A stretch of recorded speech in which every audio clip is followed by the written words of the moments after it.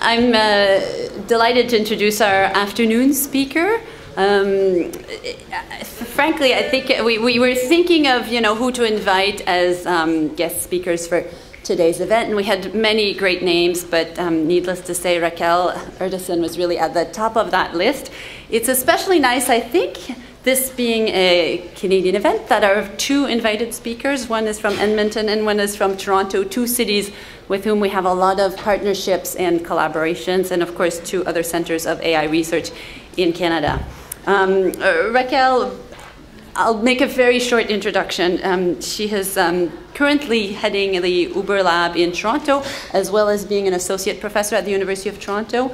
She has also been a founding member of the Vector Institute and has made numerous contributions in computer vision, robotics, and machine learning. And so it's great to have you here. Thanks.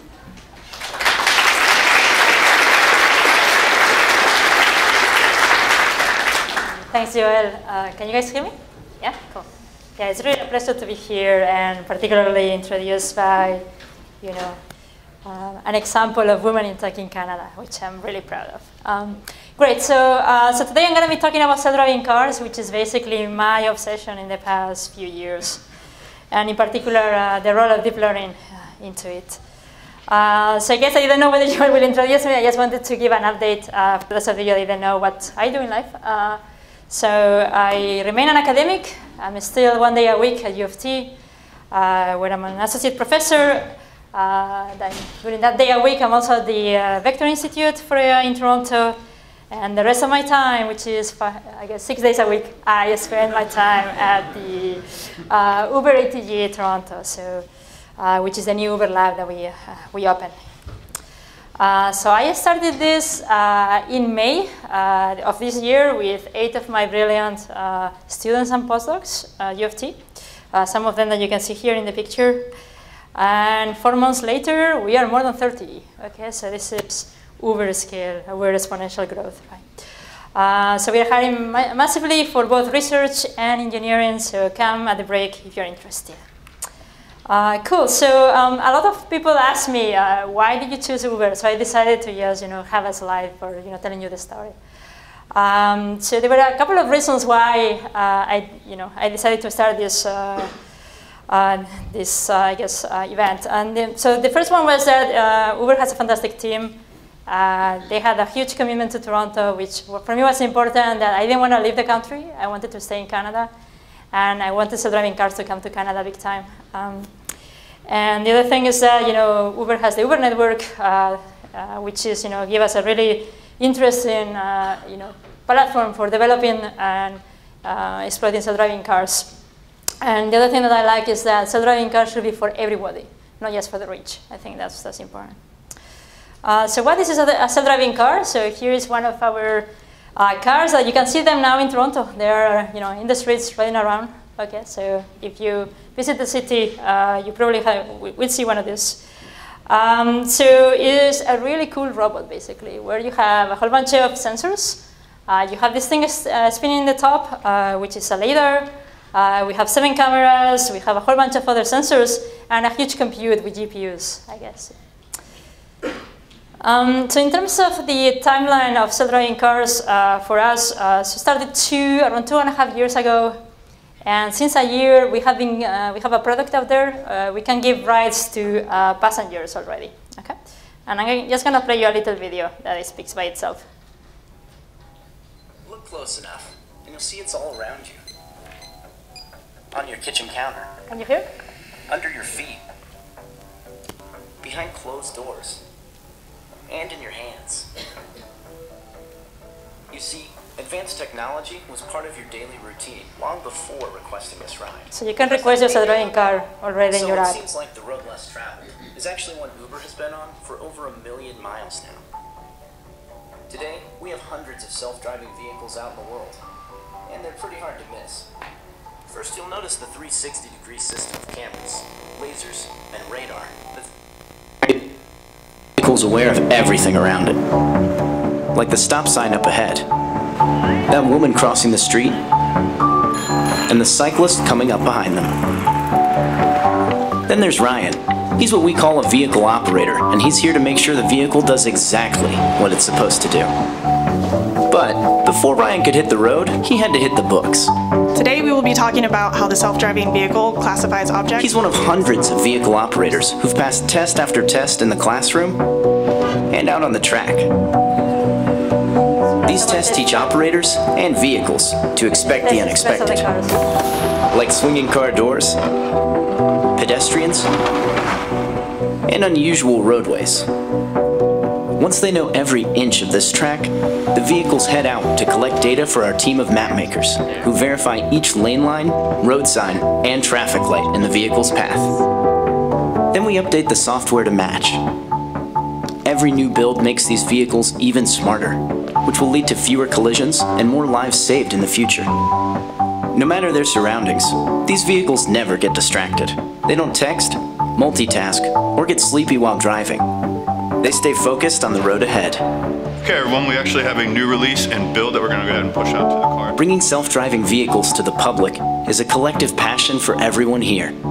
Together we're paving the way to safer roads and more accessible cities. All right, here you go. Thanks, have a good day. So, every time you request a ride, it's with all of us.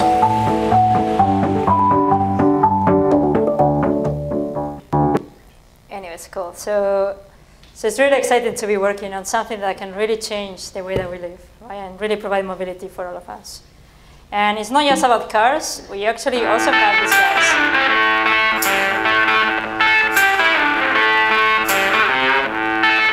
This is like the stream, and still gonna say, this really kicks ass. Okay? If you have never been on a track, this is something else.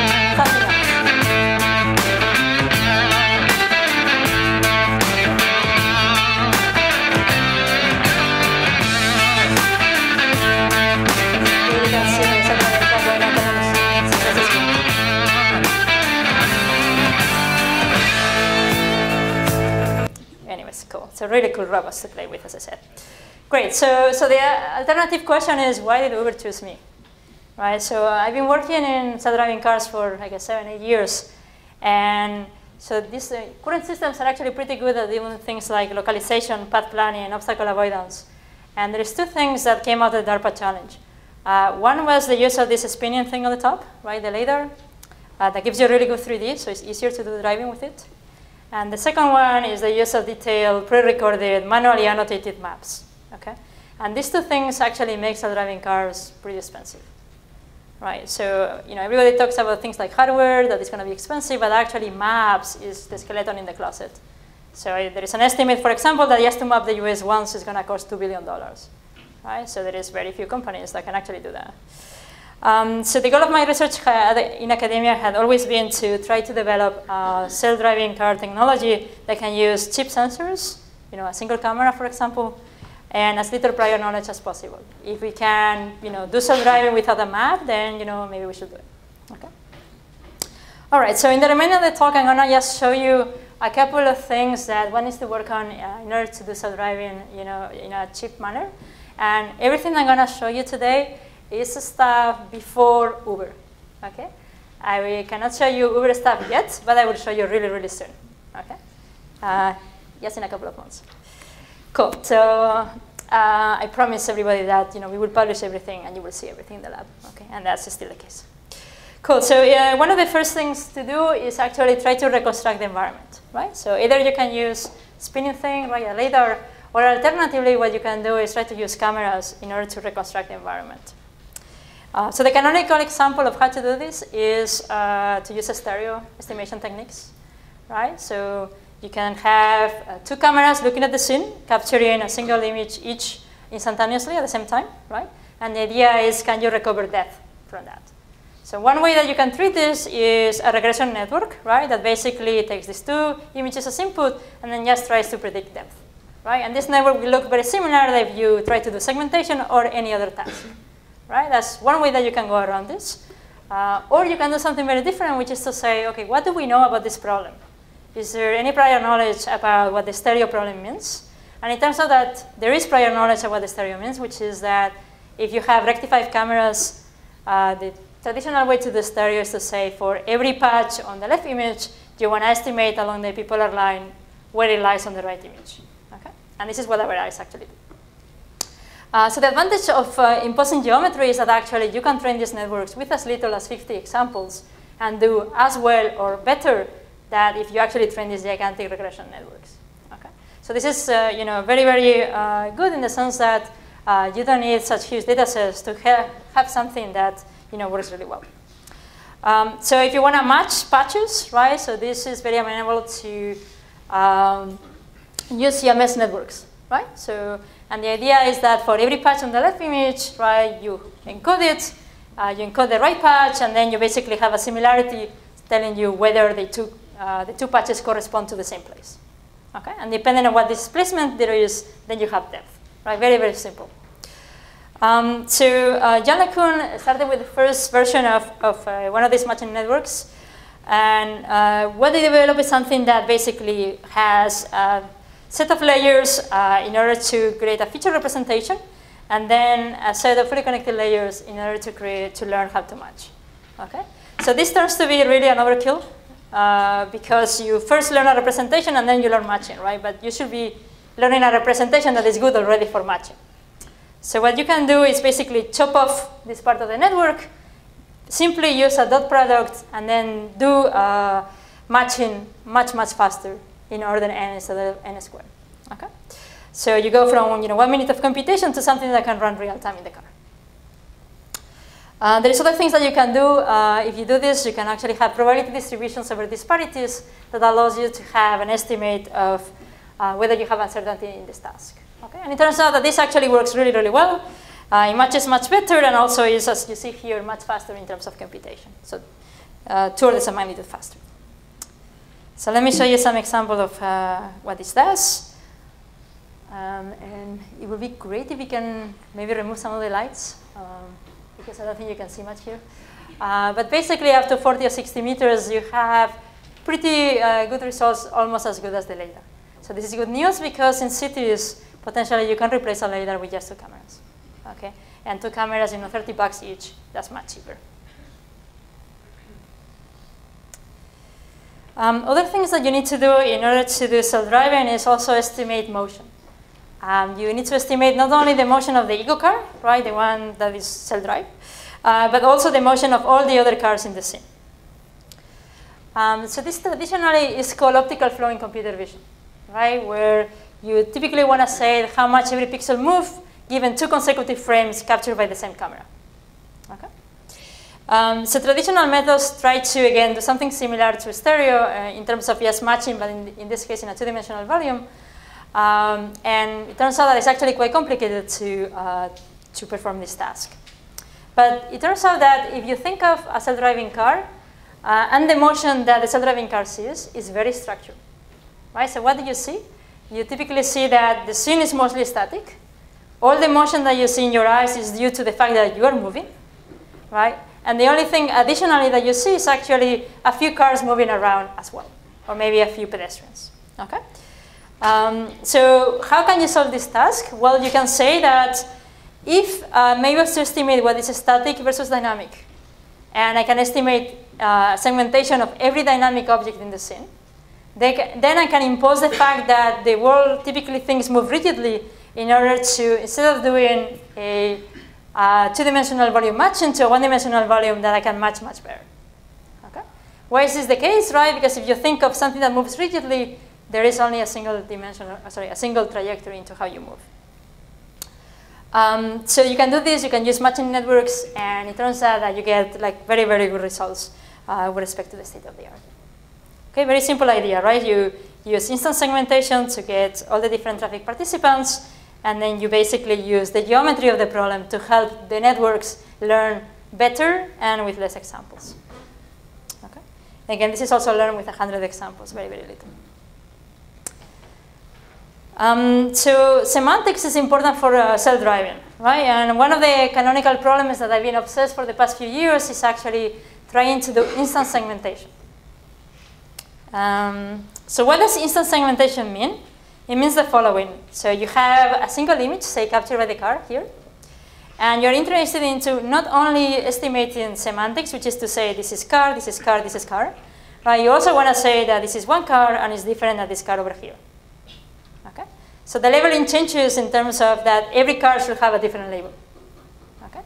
So this might look like something very simple for a network to learn, but it's not, right?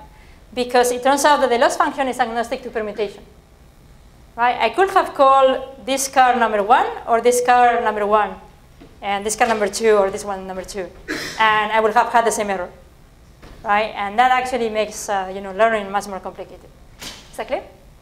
Cool. So anyways, but what you can do is something actually really interesting. And this links to my first paper as an undergrad ever. Okay? It was on this thing called the watershed transform. And so the watershed transform, what it is you can think of an energy landscape that as you go away from the boundaries, you go deeper in the valleys. Okay? And basically the idea is that if you can learn an energy landscape such that all the basins touch at the same level, then just by cutting this energy in a single threshold, you will get all the instances. Okay? So now you can ask the network that instead of trying to learn the labeling per se, to try to learn this energy landscape. Okay? And for those of you that have seen me talking about deep structure models, this is one case where you actually know the energy. Okay, so this is actually what the network learns. Okay, so you can see already that single threshold, you get all the instances there. Okay, and this works actually remarkably well, as you see over here. Independent per frame, cityscapes data set, you get semantics and instances. Okay. So it's incredible these days what you can do with deep learning. You know, if you asked me 5 years ago, I would say this is impossible. Luckily, I was wrong. Cool, so this actually works pretty well. And I always get asked about master CNN. Maybe this is not the crowd for that. So here's my one slide, just in case there is one of you. I guess there is Facebook now, so you're probably going to ask me that. So it works a little bit worse than that. And there is new algorithms that we have in order to get even better performance than what you see over here. When you do self-driving, what is, just labeling pixels is actually not enough, right? The car has to drive in three-dimensional space. So it's really important that you actually estimate semantics in the three-dimensional world. So what we worked on for a while was actually try to estimate traffic participants in the three-dimensional space, right? And we were looking at the problem of 3D object detection as well as tracking. So in terms of 3D object detection, so you probably have seen a lot of literature in 2D object detection, right, with, I guess, neural nets, right? So you can do similar things also for three-dimensional space, where if you're familiar with object proposals and things like that, you can basically create object proposals in three-dimensional space. And this is actually really good because if you know where the ground plane is, then the region of interest of search is much smaller, and you also have nice priors about the three-dimensional shape of objects. Okay? So although 3D sounds like it's going to be a much bigger search space, it turns out to be not much bigger, actually smaller. That's kind of counterintuitive. Anyway, so you can build a network that does detection, and then basically that gives you a probability for all your detections. And then you have a structure problem where you need to link those detections over time in order to come up with trajectories. Okay?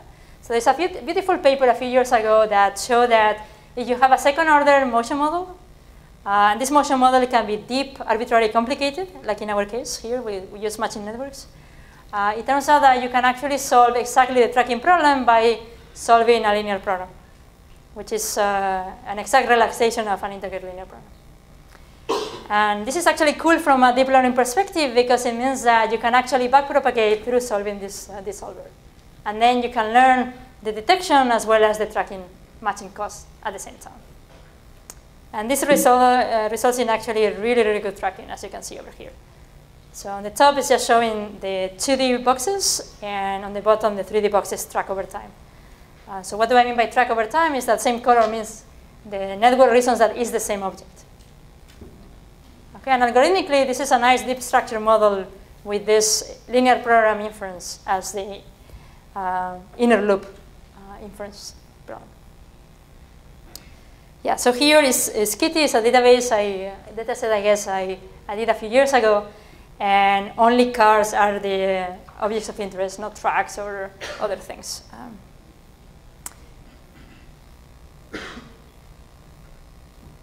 Yeah, so a lot of people ask me, is there room for actually generative models in self-driving? And I have one slide for you. If you are a believer of BAEs or whatever it is, maybe GANs is not a slide for you. Okay, so it turns out, right, that when you want to do self-driving, it's not just about detection, it's not just about pixel-wise segmentation, it's not just about reconstruction. You actually need to really understand the whole scene and how the different cars and different pedestrians, etc., are interacting with each other. Right? What is the traffic situation? And this is really amenable for generative models. And this is the only generative model in my whole talk. Okay. And this is precursors to deep learning being popular. Okay. So this is what we could do. Single camera going around the scene, okay, in a scene that the car has never seen before. In this case, it's even black and white. I mean, it's grayscale. And it's able to estimate the thing that you see on the bottom. Okay, and it has very few training data in another region of the space. So what is the model reasoning about? It's reasoning about the three-dimensional positions of the different cars. It's reasoning about the position of the ego car, which is in black. And what you see with rays is basically what the car sees in terms of the images. It's also reasoning about the traffic situation in the bottom left. Okay. And it's also reasoning about, for every car, the intention, which is where do we believe that this car is going to go given this thing. And at the same time, it's doing mapping. So it's estimating the intersection geometry as well as the number of arms, etc., of the intersection. Okay, so all full generalization never seen this place before. No deep learning, amazing. Right? So I'm still trying to convince someone to do a deep version of this. So if anyone here wants to do that, please talk to me. Okay. There is an incredible potential to the really cool stuff. Great. So, but the car is not just about perception, right? The car needs to do much more things, right? So it turns out that it's important, right, for the self-driving car to understand what it is in the world. So it has to do localization. Okay, and there's two schools in localization.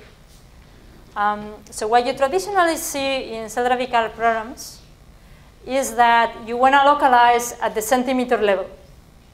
Okay, so you have a really complicated high-definition map, and then you want to know in this high-definition map exactly where you are. Okay, and if you can localize yourself really, really exactly, then basically you can use the map as prior, and then suddenly perception, prediction, etc. is much easier. Okay. So when I mean localization here, I don't mean that. I mean, can we do localization as if you were at UberX? Meaning you want to know more or less where you are in the street, but you don't need to know in which lane exactly which distance with respect to the lane boundary. Okay? All right, so probably you can think of, okay, I can use GPS and that's solved. So it turns out that GPS actually works pretty bad. In downtown Toronto, we have so many skyscrapers these days that it fails miserably. So what do people do? So typically, your favorite, I guess, folks doing this, what they do is that they go around, they record the environment, either with point clouds or with cameras. They store this environment somewhere in this gigantic hard drive. Okay? And then when you go and drive autonomously, what you do is that you do search. Right? You say, where have I seen in my database a place that looks like where I'm looking at? Okay? So what's the problem with this is that it requires you to actually capture the whole world. You have to capture it at different times of the day, if you're using my images, for example, right? If there is any change in the environment, you need to go and recapture, and it's super, super expensive. Okay? So instead we look at, well, can we do something, as an academic, right, where we spend 0 pennies? Okay? So what do we do? So we did something actually quite interesting, which is, there is this project that I started in Germany called OpenStreetMaps. Have you guys seen this before? So they basically have maps of the whole, almost the whole world, like 60% or so, where it's just center lines, which are not super accurate, but at least you know, okay, there is a street here, and maybe you know there is certain connections in the intersections. Okay, so you can download this; it's free, and then basically you can create a graph where every street segment is a node in this graph. Okay, and then connections between street segments are basically edges in this graph. Okay, so you can represent your world like this, and you can say localization is the same as saying in which street segment I am right now, how far along, and in which orientation. Okay, and then you can recover your geo-coordinates. It's exactly the same thing. Okay. All right. So for this we did some sophisticated probabilistic approach that is neither a particle filter nor a Kalman filter. It's something in hybrid in between, and there was a lot of thought into how we did actually this. But in the absence of time, I will just show you the video.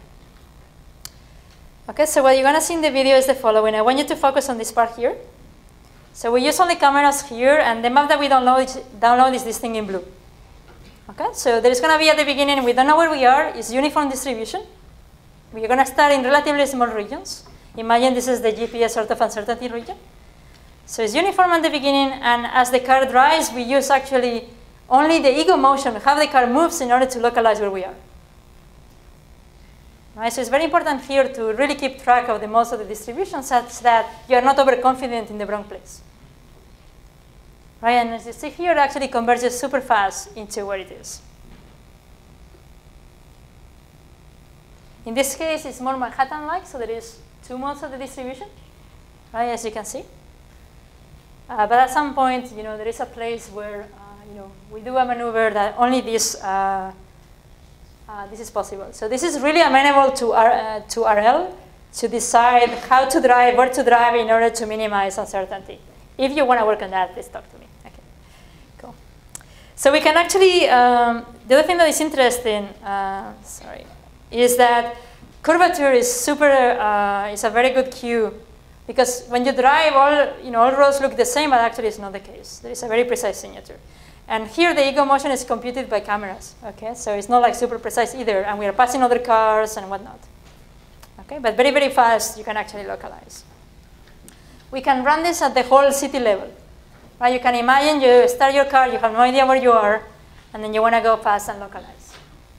So this is the whole city of Karlsruhe where I collected Kitty, and then you can see very, very quickly it knows where it is. So in this case, it's in one of the highway-like parts. So the mode of uncertainty is very high, because visual odometry on highways, as you might know, is actually quite uncertain. Right? But when we take the exit, the mode shrinks. Okay, this is where we are. And this costs $0, right? Put 1 or 2 cameras on your car and go and drive. That's it. Cool. So this was great, right? We were very happy. But it turns out that this cannot solve everything. Right? For whatever reason, right, if you start driving in circles like this, there will always be 2 modes of the distribution of where you could potentially be. Okay?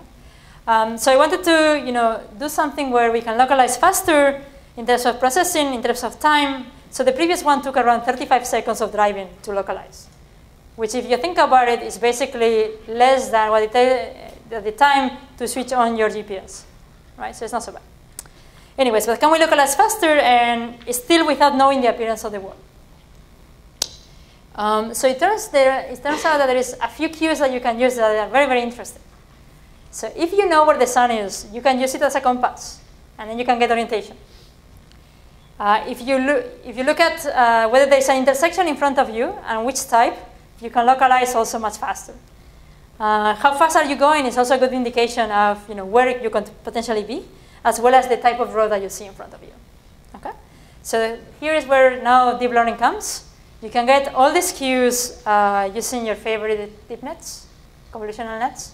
And what is interesting is that you don't even need to spend a single dollar into labeling this. Just by capturing with good GPS, as we did in Kitty, and the time of the day, you can get labels, and OSM, you can get labels for free at large scale for all this. Okay, so what you're going to see here is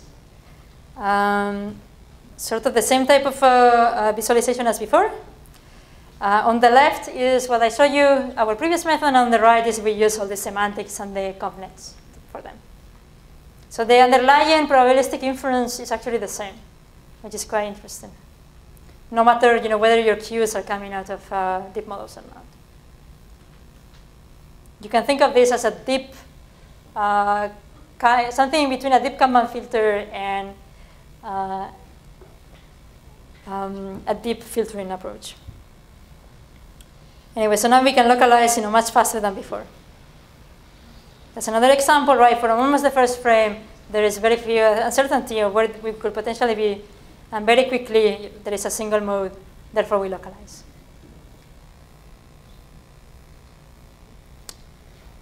Cool, so I was saying that maps is not a good idea because they are too expensive, but it turns out that if you have a way to get HD maps in an affordable manner, then maps are actually a very good idea because it's robustness. It's like another sensor.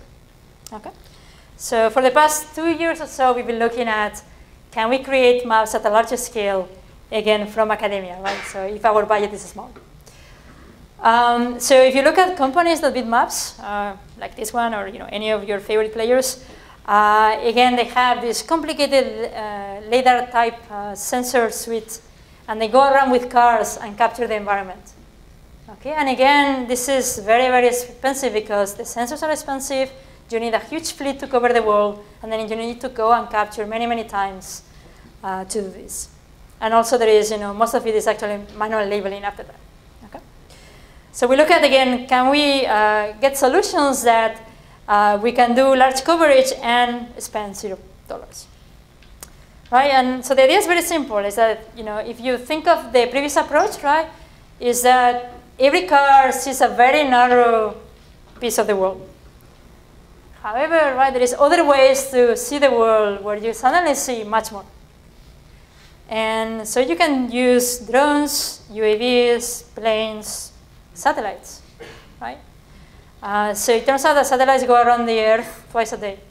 So you can really get up-to-date imagery of the Earth.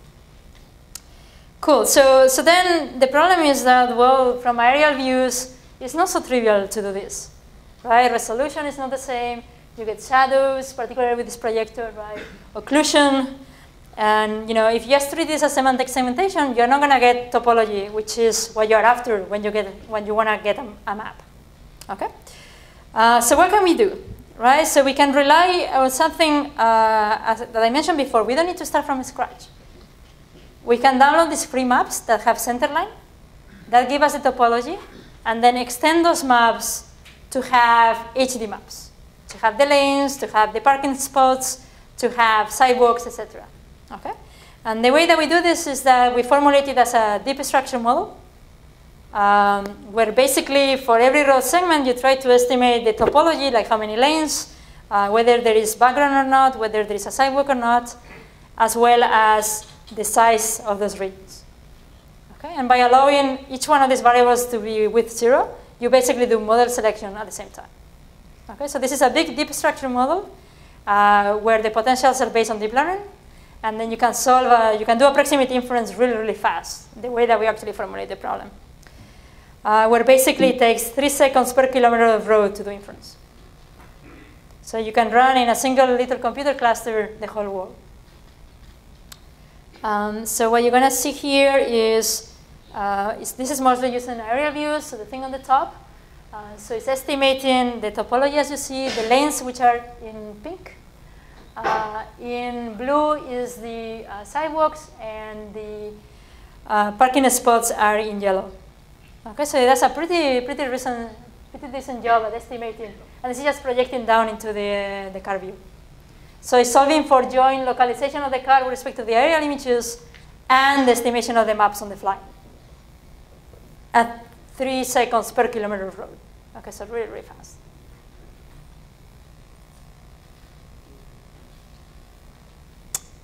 Cool. So, I work on mapping, as I said, for 2 years. And, it's an area that is very hard to actually work because there is no data. Only companies have access to that data. So last summer, not this summer, the previous summer, I put half my group basically to work on one project, which was Toronto City. So a few years ago, I created Kitty, and it was great because it pushed the performance of computer vision for self-driving, and this is the same idea but for mapping. Okay. So we basically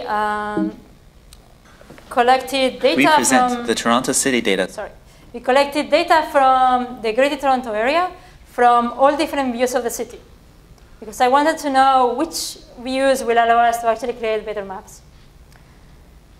And this includes aerial views of different years, panoramas, LiDAR, stereo cameras. This is U of T campus. Drones flying around, as well as airborne LiDAR. Okay, and then then the problem with this is that the Greater Toronto Area. This is 700 square kilometers of data, right? This is, for example, 400,000 buildings. There is no way that I can afford annotators to create grand truth. So what we did is we went around and captured and used all the maps of the city from all possible sources. We aligned them all together and to the imagery. And then some of these maps are actually like super precise, and as a consequence, we actually have grand truth for free. Okay, and we only have a simple verification process to say for the benchmark, this is good enough. And then, it's very, very cheap to scale to these, kilometers and kilometers of route. We also have 3D buildings. We have every single building in Toronto in 3D. Okay, and then the benchmark is going to start, hopefully I will put this available soon, but it's going to start with a whole bunch of tasks, including footprint estimation, which is the base of the building, estimating of the roads and the center lines. You see here the accuracy of our alignment, right? It's very good. Also, instance segmentation, again, 400,000 instances, right? It's huge, as well as urban planning in this case. Okay. Cool. So the other thing that we look at is, can actually deep learning already solve these tasks? Right? So it turns out that for semantic segmentation and road curves, you can do a pretty reasonable job. Right, as you see here on the right. Instance segmentation of buildings is more difficult, so it's not great yet. We can create maps at the centimeter level just from panoramas. This was big good news. And now we can even do OSM automatically from the air. So OpenStreetMaps was created by people manually annotating as a cross-source. Now it's all fully automatic, and it's the same quality. Cool, so just to summarize, today I'll show you a whole bunch of things on sensing, perception, localization, mapping, also some of the new big benchmarks that we will put available soon, and there is still so much to be done. It's incredible. And I just want to finish with one philosophical remark, which is that if we get self-driving cars, around us, we can do a lot of good. For example, we can lower the risk of accidents. There is more than 1 million people that die every year. We can provide mobility for the elderly and people with disabilities. We can reduce the cost of transportation. We can make our planet better. We can also change the real estate landscape, because our cars are parked 95% of the time. So actually 20% of the land is used for parking now, which is crazy, instead of parks. Right, and all this is great, developing the technology is great, but if each of us buys a self-driving car, this is going to get even worse. Right, so we should share our resources with public transit, car sharing, and ride sharing. Thank you.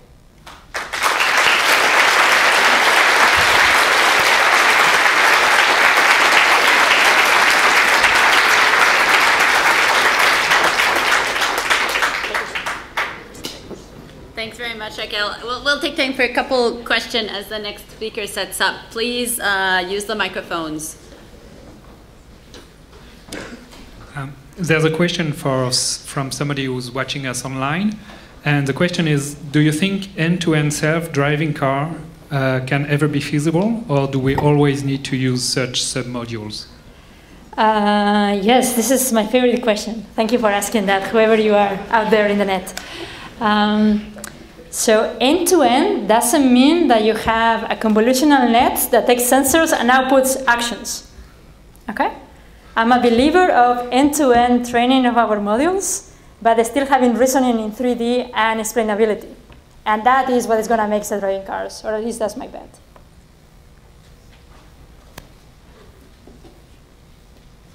I'm wondering, for rare events, so like a moose going in, going in front of the car or something like that. How would you train for that kind of that possibility? Yeah, so one of the things that you first realize when you start working on this problem is that it's very unbalanced, right? And there's going to be rare events that you have never seen before, and you need to handle this. So zero-shot learning is important for self-driving.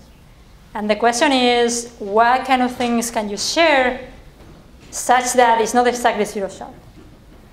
Right? There's a lot of things about the world that we can learn and still be able to, do recognition. One example is that we might not need to say that this is actually a kangaroo if we have never seen a kangaroo, but we can say it's an animal, right? Or we can say something that we should break instead of going forward. Okay, so some of these rare events, yes, they are rare in themselves, but we have learned a lot about the world, right? It's the same as humans. We can actually do these inferences. I think we're out of time. I'm going to invite the others to ask their question during the break. Let's thank our speakers. Thanks for having us.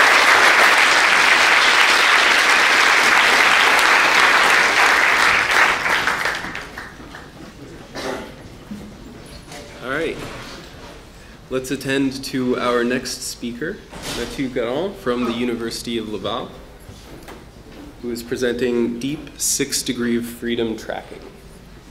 So thanks for the introduction. So when we talk about tracking, what usually comes to mind is the 2D tracking case, where the detection is represented by a 2D bounding box. So as opposed to detecting by only one single frame, temporal trackers use the information from the previous frames, and that enables them to be much more robust. So why this kind of tracking is useful for many applications such as sport tracking and autonomous vehicles, as we've seen in the previous presentations, the information that we get is a little bit limited. Basically, it's only a set of 2D coordinates in the image plane. So in our case, we are interested in a much richer information, which is a 6 degree of freedom pose of an object. So in other words, if we want to track this dragon, for example, we are interested in the position of the dragon with respect to the camera and its orientation. So more formally, the information that we use for tracking is the previous frame along with the previous pose of the dragon and the current frame. So note that we use both RGB and DET information for tracking. So the task here is to find the change in pose between the two frames. So once we have the change in the pose, we can add it to the previous pose to get the current pose. We also assume that we have a full model of the object that we want to track and its textures. So in this context, the previous state-of-the-art method is a method from Tan et al. From 2015. And it's a learning-based method that uses random forest. So the main advantages of the method is that it's really fast on a single CPU core. It's also easy to train, and it's accurate. But sadly, the random forest method suffers from a few limitations. So first, their features are engineered by hand, and they only rely on that information. So if we want to use the color information, we need to re-engineer the features. And also, the method fails with moderate occlusion. So in this work, we propose solutions to these two limitations by basically introducing the first deep learning end-to-end method for 6DOF tracking. So we use different modalities in a much natural way. And we are much more robust to heavy occlusion. So in other words, our main contribution is that we frame the 6 degree of freedom tracking as a deep learning problem. So how do we do this? Let's try something simple. We could design a neural network that would take 2 inputs, so the previous frame and the current frame. And we could ask it to output or regress 6 values, which could be the difference in pose between the 2 frames. So in our earlier experimentation, we tried this with synthetic data. And the training curve was quite encouraging. So we see here that both validation and training losses are going down in a gradual way. So at this point, we know that we can regress a pose of an object between two frames. So we tried on a sequence, and it completely failed. So even after 2 or 3 frames, the tracker diverges. So what's the problem? Well, what happened is the error accumulates with every frame. So the tracker has no way to recover from its error. So the reason for that is that there is no feedback in the system. So if a small error is made at the first prediction, then in the next iteration, we will have some offset in the inputs, and we will accumulate more and more error. So the key idea of our method is that instead of learning to predict the pose, we will learn to correct the pose.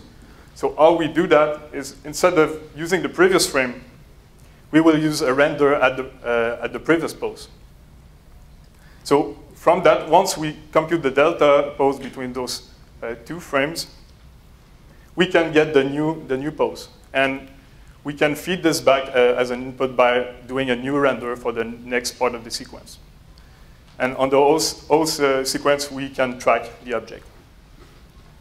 So the idea is that we ask the network to compare where it thought the object was to where the object actually is. So to train that, we use mostly renders from the synthetic, from the 3D model. So we could get, for the first frame, a random viewpoint around the object. So note that we always bring the object in the same plane of projection. And for the depth model T, we have set the pixel with respect to the center of the object. So the closest pixel will be negative, and the farthest will be positive. So this way, if the object is really far from the sensor, the depth data will be the same. Then for the next frame, we simply compute a new render at a random delta pose from the previous one. So now we have one sample, and we just need to augment it extensively. So the first segmentation can be a random occluder of another 3D model. We also put a random background that we pick from a real dataset of RGBD frames. We add a few camera noise, and finally some random blurs. So while we get interesting results from only synthetic data, using real data will improve the accuracy of the method. So to do that, we use this setup. So basically, it's a Kinect and target board. And note how the tripods is worth more than the whole setup. So if we take one picture of the board, we can easily retrieve the position with respect to the camera. We previously calibrated the object with respect to the board by using ICP and some manual fine-tuning. So because we have the 3D model, we can then segment the background easily and then use this same kind of data to train, to augment it as a previous, like the synthetic case. So a few training details. First, note that the network is really small and really narrow. So the idea is that we want to compute it real time. So this architecture is computed on less than 7 milliseconds on a gaming laptop. We use a mean square error loss to regress, to learn the regression.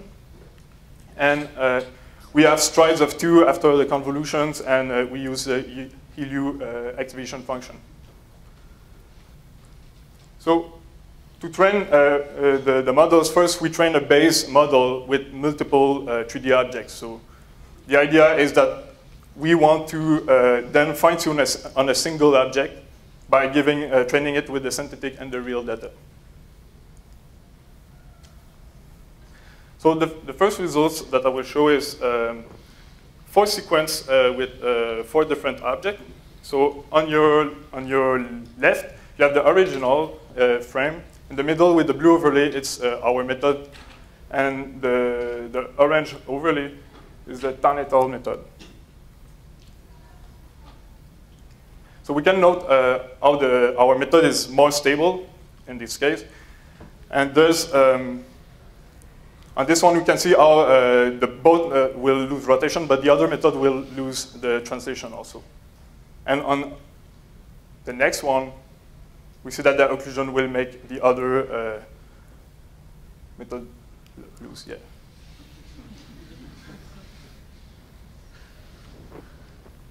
This one is really hard because most of the object gets occluded by the bottle. And once again. So this table represents the mean error in translation and rotation for each object. So you can see for the dragon case, where the tracking is not lost for both methods, our accuracy is better. However, we notice in some cases that the previous work will lose the tracking, and that's explained the really high error here. So to better quantify performance, we evaluate robustness to occlusion in a more systematic way. So the occlusion test is similar to the previous one. We basically put the object behind a statical occluder and we will rotate the object. We vary the occluder from 10 to 40%. Note that we will also reset the tracking every 15 frames. So if one method will lose the tracking, we won't penalize it too heavily. So this is the 30% vertical occlusion. At some point, the other method will completely fail, and we see how it goes off.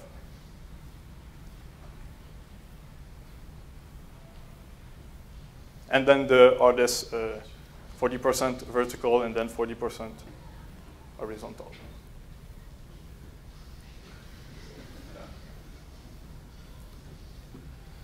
So we show the distribution of error with respect to the occlusion level. So here, note that the red line is the median, while the blue lines are the 25 and 75 percentile. We can see that while we keep a lower error in every occlusion level, our method handles much higher occlusions. So we have recently modified our original architecture from the paper with that of SqueezeNet. So basically, all we do here is that we change the convolution by the file module from SqueezeNet, which is a much efficient block of convolutions. So the light blue one, distribution is our method with the SqueezeNet, and the blue is our method, and the orange is the Tan et al. Method. By using SqueezeNet, we have a much better result than what we have previously. The only thing right now is at 10% occlusion, we found that we have a lower accuracy, so we are still investigating that. But for occlusion, we get really better results. And also, another advantage of using SqueezeNet is we don't rely on real data anymore. So we only train and get these results from the renders from the 3D model. So this is a qualitative video that shows how the system works. So we have a blue overlay on the dragon, so kind of augmented reality idea. And on the top left, you see what the networks get as input. So notice how we track the object even with heavy occlusion. Rotation behind the occlusion is really hard. And we can manipulate the object kind of naturally.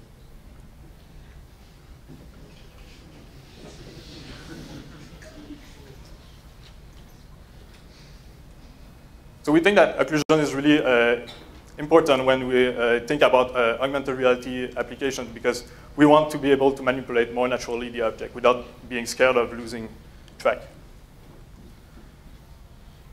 In this video, you have the RGB on your left and the depth on your right. And we will occlude one modality and show that even only with RGB modality, we are still able to track the object. So what we do to do that is we simply augment the data by providing, while the training, some sample where we put 0 to the depth or 0 to RGB.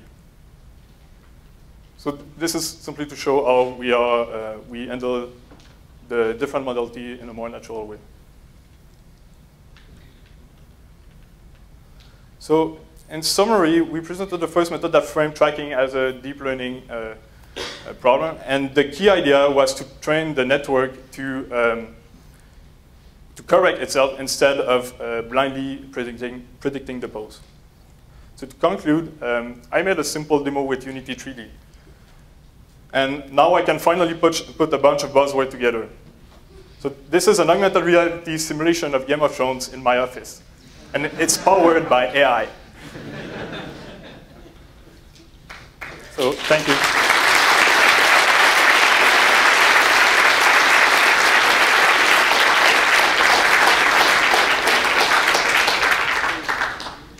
Thanks so much for the talk. We have time for questions, about 3 minutes, if anyone has them.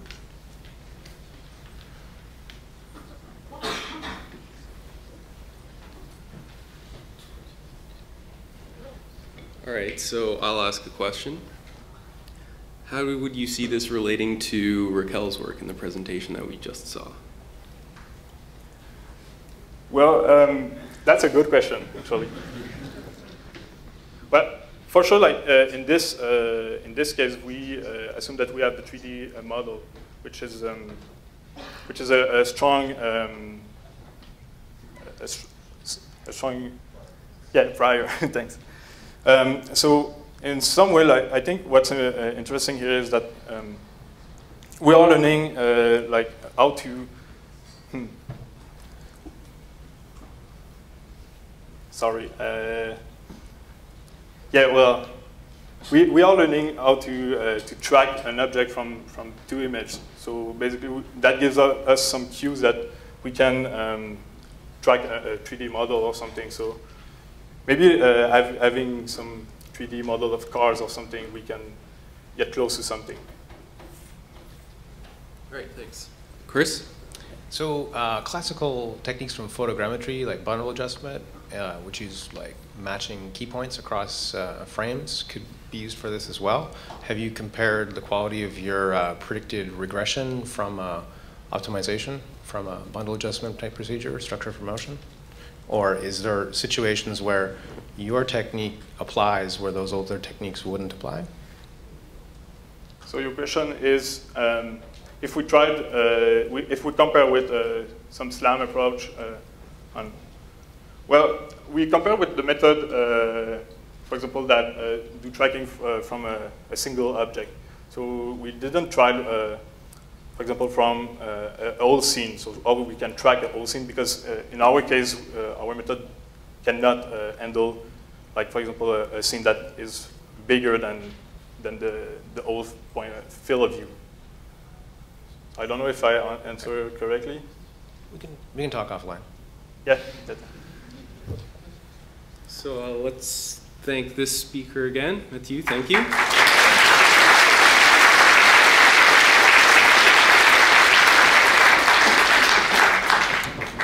And now we have Daniel from Ubisoft, who will give a presentation that hopefully appeals to the gamers in the audience. I've heard there may be a live demo.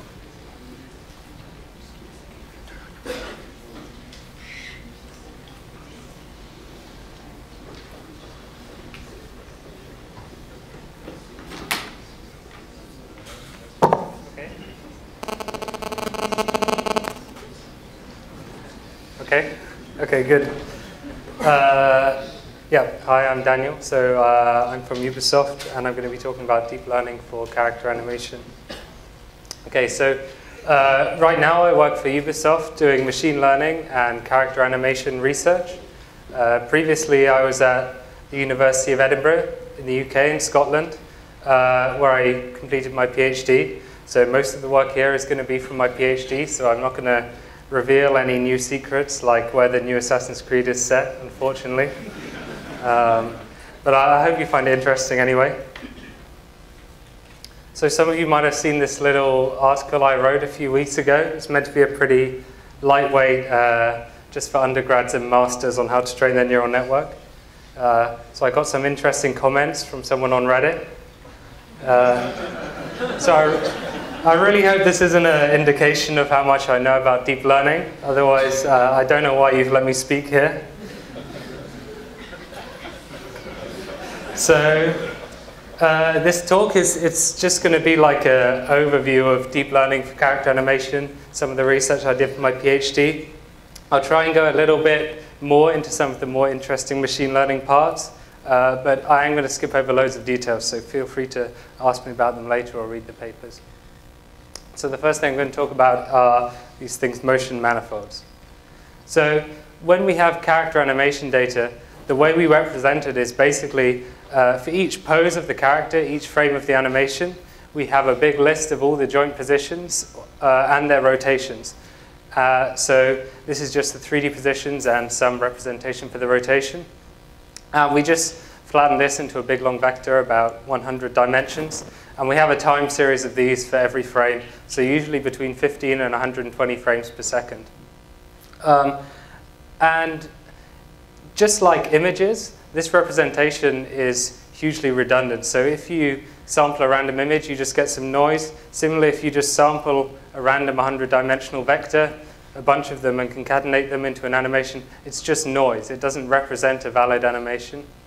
So the space of meaningful animations is much smaller than this representation. And much of this space is wasted. So this is what I'm talking about when I talk about the manifold of motion. So we can think about it like this. We have all these poses in this high-dimensional space, and where we actually have motion data is just like a manifold in this space. So it's a subspace. And if we had a way to represent this manifold, it would be extremely useful. So we could do projection onto this manifold to fix broken, invalid, or corrupt motion data. We could interpolate along it to meaningfully blend two motions. We can take the distance to get a natural distance between two motions. So we can actually learn this manifold, or we can learn more specifically the projection operation of this manifold using a deep neural network. So the basic idea is just denoising. So we have some valid motion, we've got some valid motion data. We corrupt it by adding some noise. So this takes it off the manifold. And then we use a neural network to learn the projection back on to the manifold, so back onto the nearest valid data. And we can use this, we can do this with a CNN. So what we do is we take this time series data and we just represent it like a long 1D image where each pixel is a pose, or like a 150-dimensional 1D signal. And we can do this, we can train this, and it works pretty well. So here's some corrupted motion data on the left. And our fixed one is in the middle, and the ground truth is on the right. So even though this motion is completely broken, this is what I've actually done here is applied a dropout of 0.5. So half of the joint positions are missing, and the rest have been scaled. So even though we've done this, we can still recover this motion really, really well. So this manifold is really, really strong. We have a really, really strong prior belief about what represents a motion. And we can use this in a real application. So on the left here is from the Connect motion capture system. On the right is some ground truth we captured with a separate motion capture system, which doesn't have problems. And in the middle is our fixed one. So this pose estimation system the Connect uses, we can actually fix it because we have this huge prior knowledge about motion data. We can also use it to fill in some stepped motion. So here we just remove so many frames, and we project this step motion onto the manifold, and it fills it in. And we can also get the distance between two motions in a really nice way. So here, this orange character is the query motion. If you look at the Euclidean distance, there's some kind of bad similar motions like this sidestepping and this old man's walk. But if we have the nearest on our manifold, we get these all of these confident walks. And our distance function can also be temporally invariant. So the timing of these motions really doesn't matter. We can still get a really nice distance between them. So this manifold is really useful. We can do loads of cool things already. And it also is a really natural way to represent motion. So like these deep neural networks used for image classification, these higher levels represent more high-level features. And we can compute the gram matrix like they do for style transfer. And we can do style transfer for animation data too, in exactly the same way. So here's this zombie style. So this is me in the motion capture studio, pretending to be a zombie. And here we've transferred it. We've transferred the style to this green character's motion. So the content in terms of animation means the timing, and the style is, you know, it's the style, I guess. Okay. So a motion manifold is a really useful way to represent motion, and like really easily we can get loads of cool applications out of it.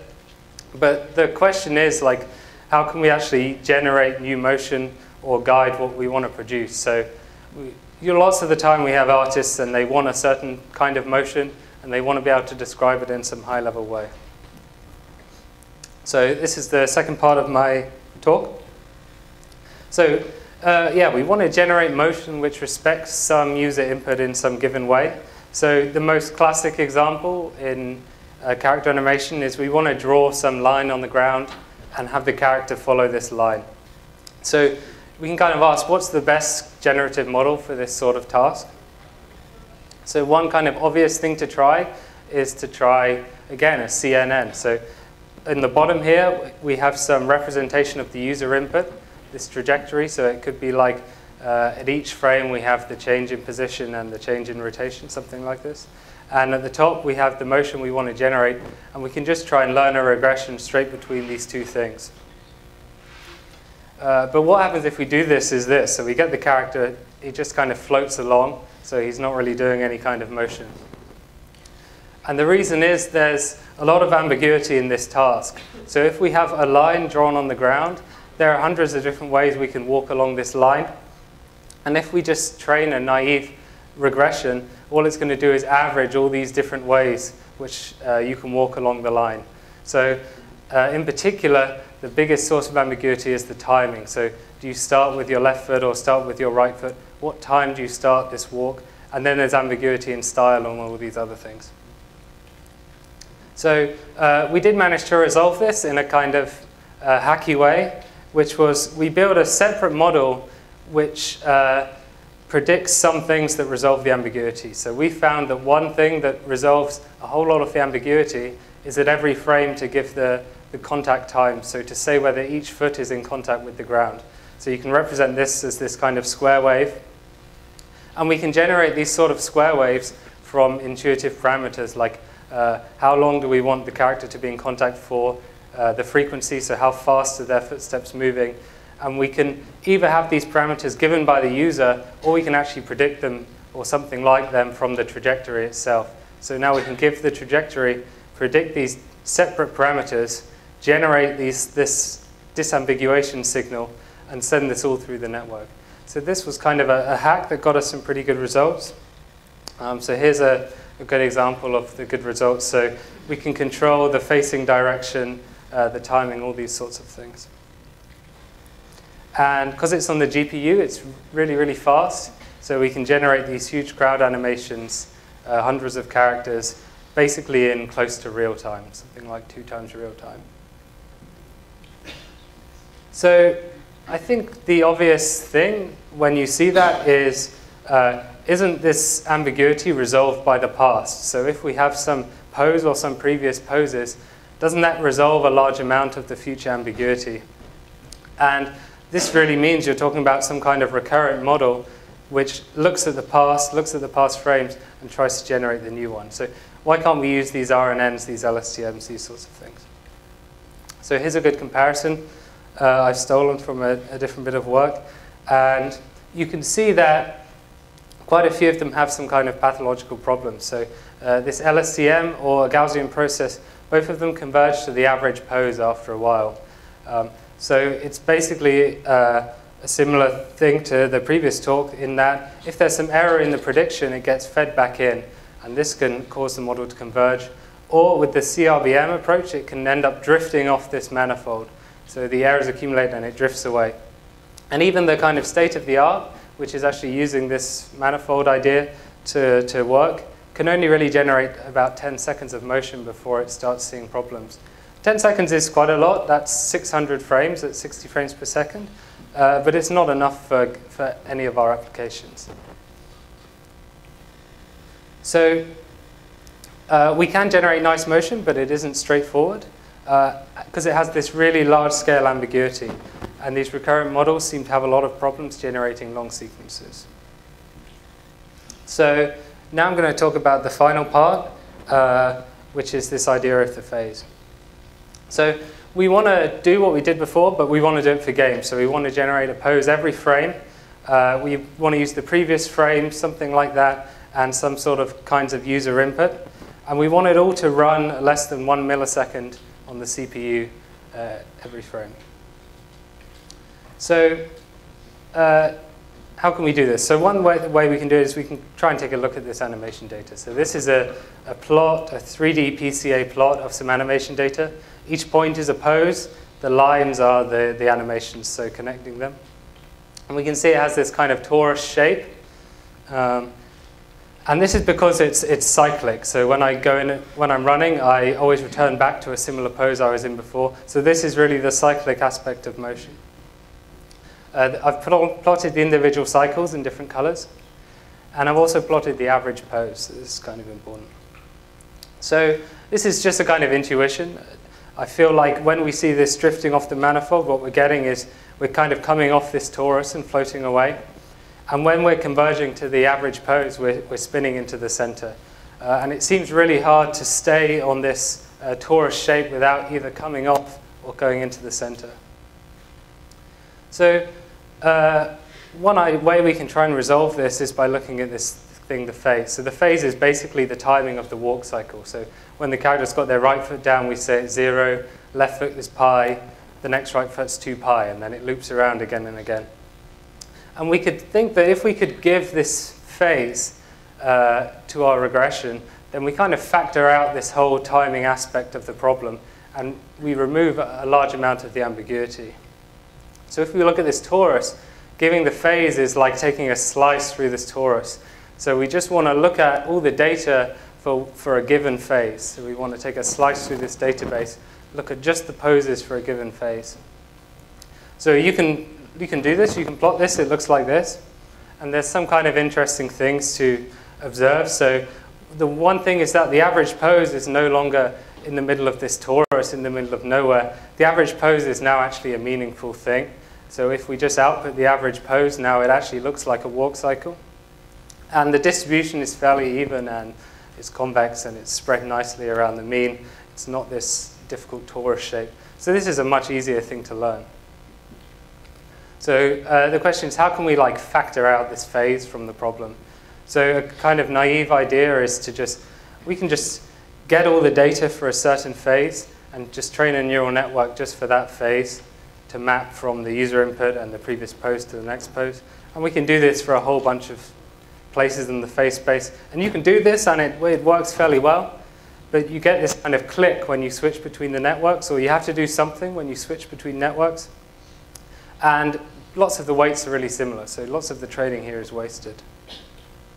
So what we did was basically we picked some key locations in the phase space, and we have some neural networks located there, and we basically interpolate the weights of these neural networks based on what the current phase is. So now we can give a phase, interpolate these 4 neural networks, and get a new neural network, which we can use for this regression. And we can train this whole thing at once by backpropagating through this interpolation function. So when we train it, we give the phase. So we take a slice of the torus, we measure the error in this space, and then we backpropagate this error and update all of our networks at once. This is another diagram of the same thing. So here we have the phase function in yellow, which you give the phase, generates the network weights, and then we have this feed-forward neural network, which takes the previous pose and the user input and gets the next pose. And now this neural network can be really small. So it's just a 4-layer neural network with just 512 hidden units. And the cool thing is that when we do this, we can throw away all the data once it's trained. So even though we had 1.5 gigabytes of data, we can compress it down to just 10 megabytes of neural network weights. And because this network is so small, we can also run it in less than 1 millisecond on the CPU. So here you can see the phase on the top right is circling around, and the image below is a visualization of the neural network weights for one of the layers. So you can see the weights changing along with the phase. So I was going to do a demo, but I had some problems with my slides. But you can come up afterwards and try it on my laptop, or in the poster session I'll try and get it out as well. So I have some videos anyway. So here, this kind of future trajectory I'm adjusting with the gamepad. And the past trajectory is recorded, and I have the current state of the character. And we're just running this network every frame.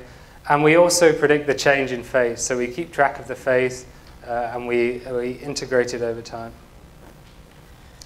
And we can use all sorts of different complicated user inputs. So here we have as input the height of the train under the character. And we've trained on a whole bunch of data where we have the heights of the train under the character. And it kind of naturally produces all these nice motions.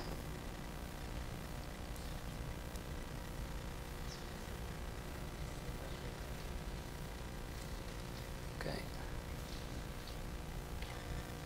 All right, so yeah. We can show some more results if you come and see the demo. So basically, factoring out this phase makes our problem much, much easier. And it's kind of a hack, but it allows us to really learn a kind of simple regression. But is there something more general we can do, some factorization which is better, which works for motions which don't have a clear phase? So maybe stepping quickly with the feet, or jumping around and grabbing things. Any sort of motion where there's not a clear factorization you can perform. And it's still not really completely clear why these recurrent models don't perform better. So this is kind of something that's not talked about a lot in papers, but talked about a lot by researchers who are trying to publish papers. And yeah, so Ubisoft, so the research lab we have here is called LaForge. We're doing lots of really, really cool machine learning stuff. So there's some posters in the poster session you should definitely check out. So we're doing there's some stuff for motion classification, reinforcement learning, so bots which can actually learn to play the game automatically. And we've got loads of amazing data. So pretty much anything you can think of, textures, meshes, animation, audio, dialogue, scripts, anything. We've got loads and loads of great data. And game engines are a really cool way to do reinforcement learning. So you get physics simulation, rendering, scripting, all these things. And it's a cool application once it's done because it can actually play the game or do something cool in the game. So if you're interested in doing machine learning stuff for games, or you want to work on some cool data we've got, then definitely send an email. We're looking for machine learning people at the moment. Yeah, so thank you very much.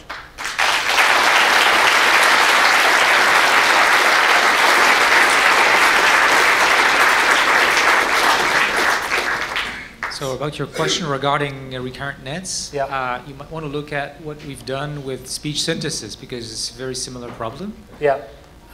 Basically, we inject noise during training in such a way that it doesn't use the recent past too strongly. And this is connected to other work where people have trying to deal with the sort of the mismatch between what happens during training and testing for these kinds of networks. So you should look at what's been done with these speech synthesis and other types of generation problems that have similar problems. Yeah. Another thing you might want to look at is regarding the ambiguity that you mentioned at the beginning, is maybe looking at some conditional GANs. Yeah. Because they're meant to deal with these kinds of issues. Yeah. Yeah. Finally, for the phase networks, so instead of having k different networks, you could have a single network conditioned on the phase. The question is how to condition, and probably the current hot way of doing this is called conditional batch norm, which you've heard about this morning. Yeah. Yeah, that sounds really great. Yeah, we're looking at some of those things, like the sampling thing sounds really appealing because that is the problem. We want to sample from the potential outputs. We don't just want to find some hack to resolve the ambiguity. So the big kind of problem we had is when do we sample? So if we sample every frame, we tend to get motion that looks very noisy. If we sample at a higher level, we still kind of get this low level averaging. But yeah, definitely looking at, there's loads of great research for that. Thank you. Hi, thanks for the talk. Cool work. You made a good analogy, I think, between the image manifold and the point space manifold. And I was wondering sort of two questions about that. Do you think there are good intuitions that transfer from images to your work? I guess you explained that pretty well, but do you think there are things that don't transfer well in either direction? And then have you thought about doing transfer learning directly from simulation to images, since the manifolds might be so similar? Yeah, so your first question about the image manifold. Yeah, so it's clear that some things do transfer fairly well, like the style transfer stuff worked surprisingly well.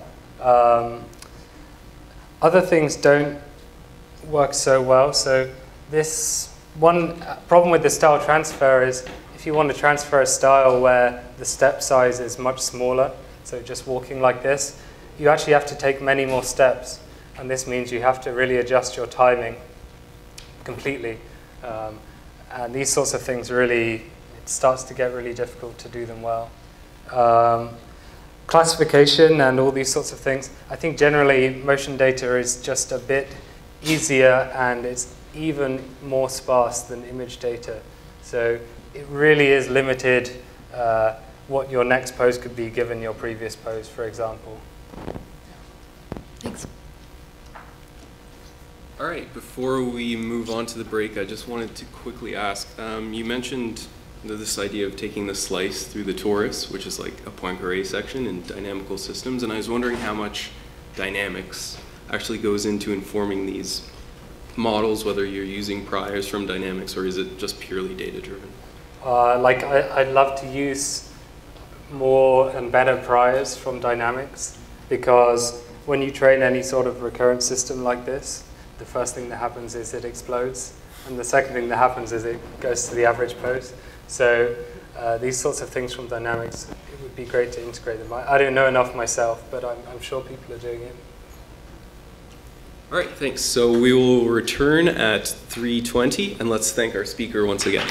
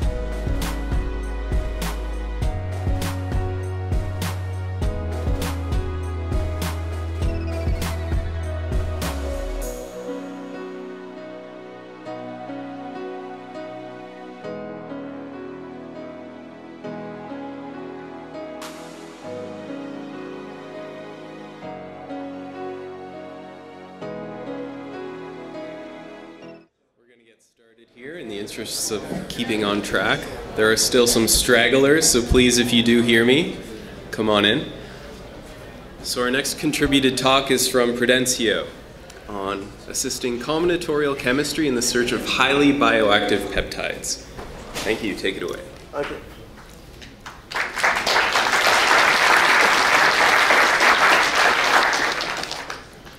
Hi everyone, so I'll be talking about how we use machine learning in order to assist combinatorial chemistry while searching for highly bioactive peptides. This work was done with Marie Marchand, François Laviolette, Jacques Corbeil, and Eric Biron, all from Laval University.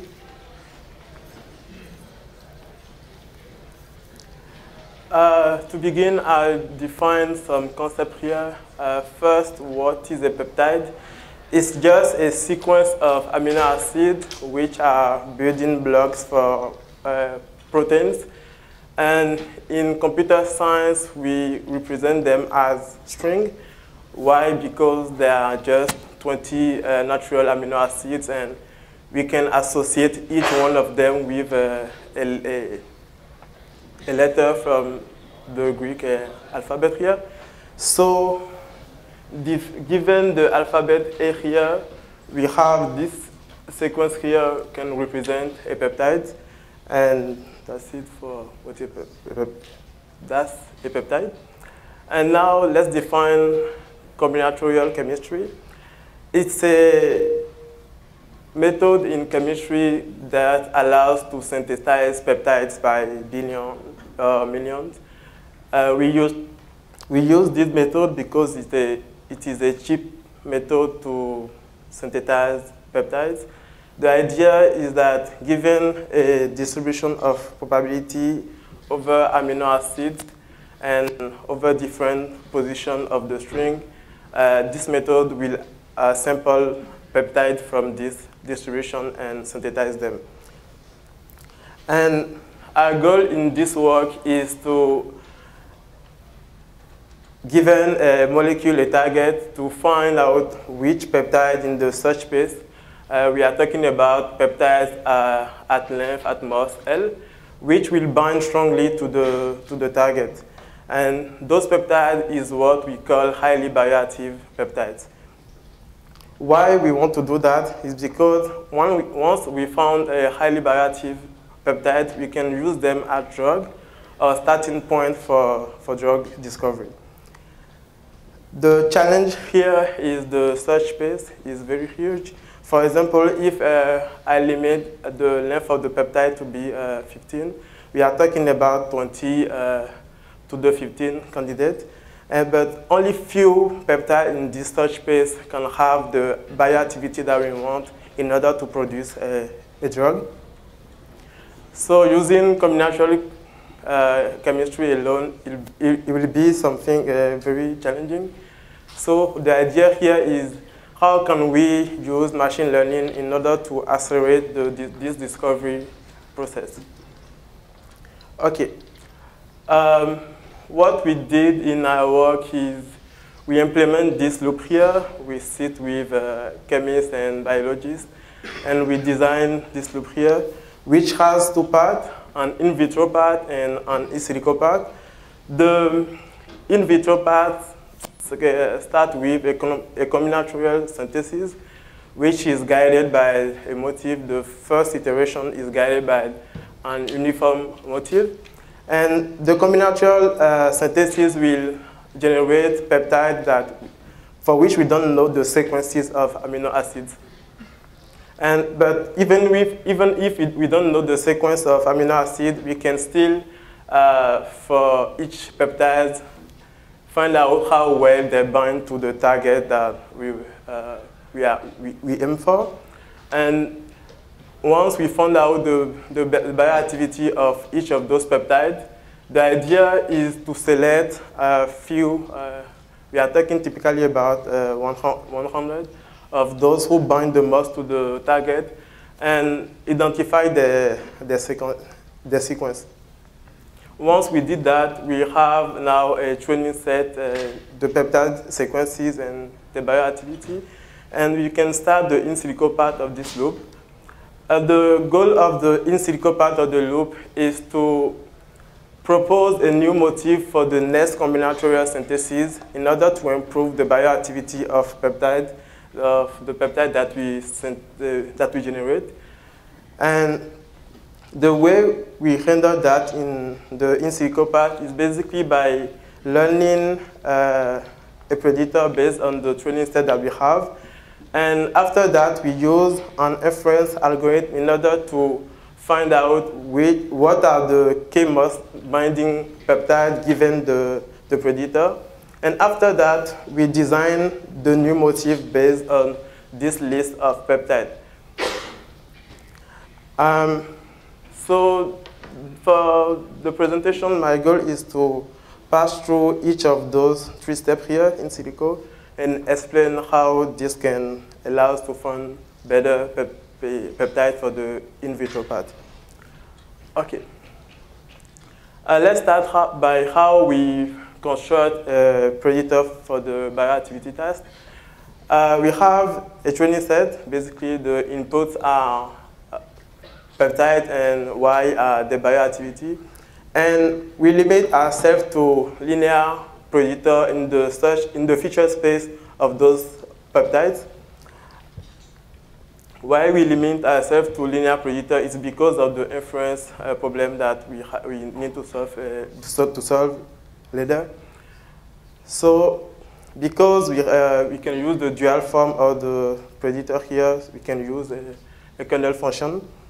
And the kernel that we use in our experiment is the generic string kernel, which expresses the bioactivity between 2 peptides as a summation over different lengths of subsequences and over all the position of the peptides. The idea behind the kernel is that subsequences in both peptides contribute to the similarity if those subsequences are similar and if they are close enough. By close enough, I'm talking about the absolute position in each string. Okay. The learning algorithm that we use is the kernel-ridge regression. Why we choose this algorithm is because of the simple form that it gives to the optimization problem here, which consists by minimizing the quadratic loss plus a L2 norm regularizer. Okay, and I just want to say that the reason why we are stuck with this kind of methods is because we don't have a large data set here. We have at most 15 peptides or 100 of peptides. So once we have a predator for the bioactivity, the idea is that if we can find the peptide that maximizes the output of that predator, and we can base our motive on those lists of peptides. So we aim for a list of the K most binding peptide to the target. So the problem that we want to solve here is find the K most binding peptide to the target.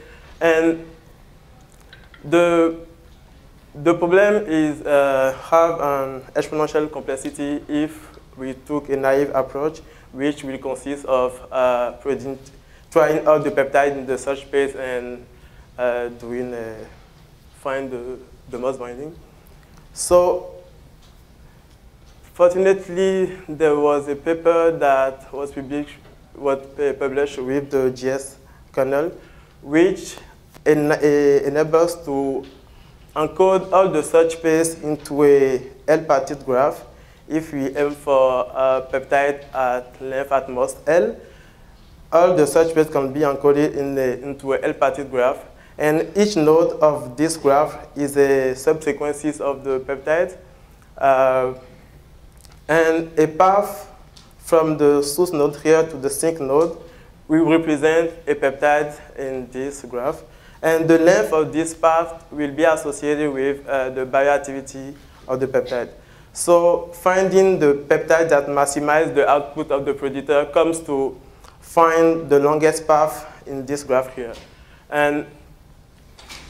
But the problem with this approach is that when the GS kernel is, the problem is that the GS kernel is unnormalized, and since the GS kernel is unnormalized, we have a bias toward peptide that will have longer sequences, and peptide that will have repeated subsequences.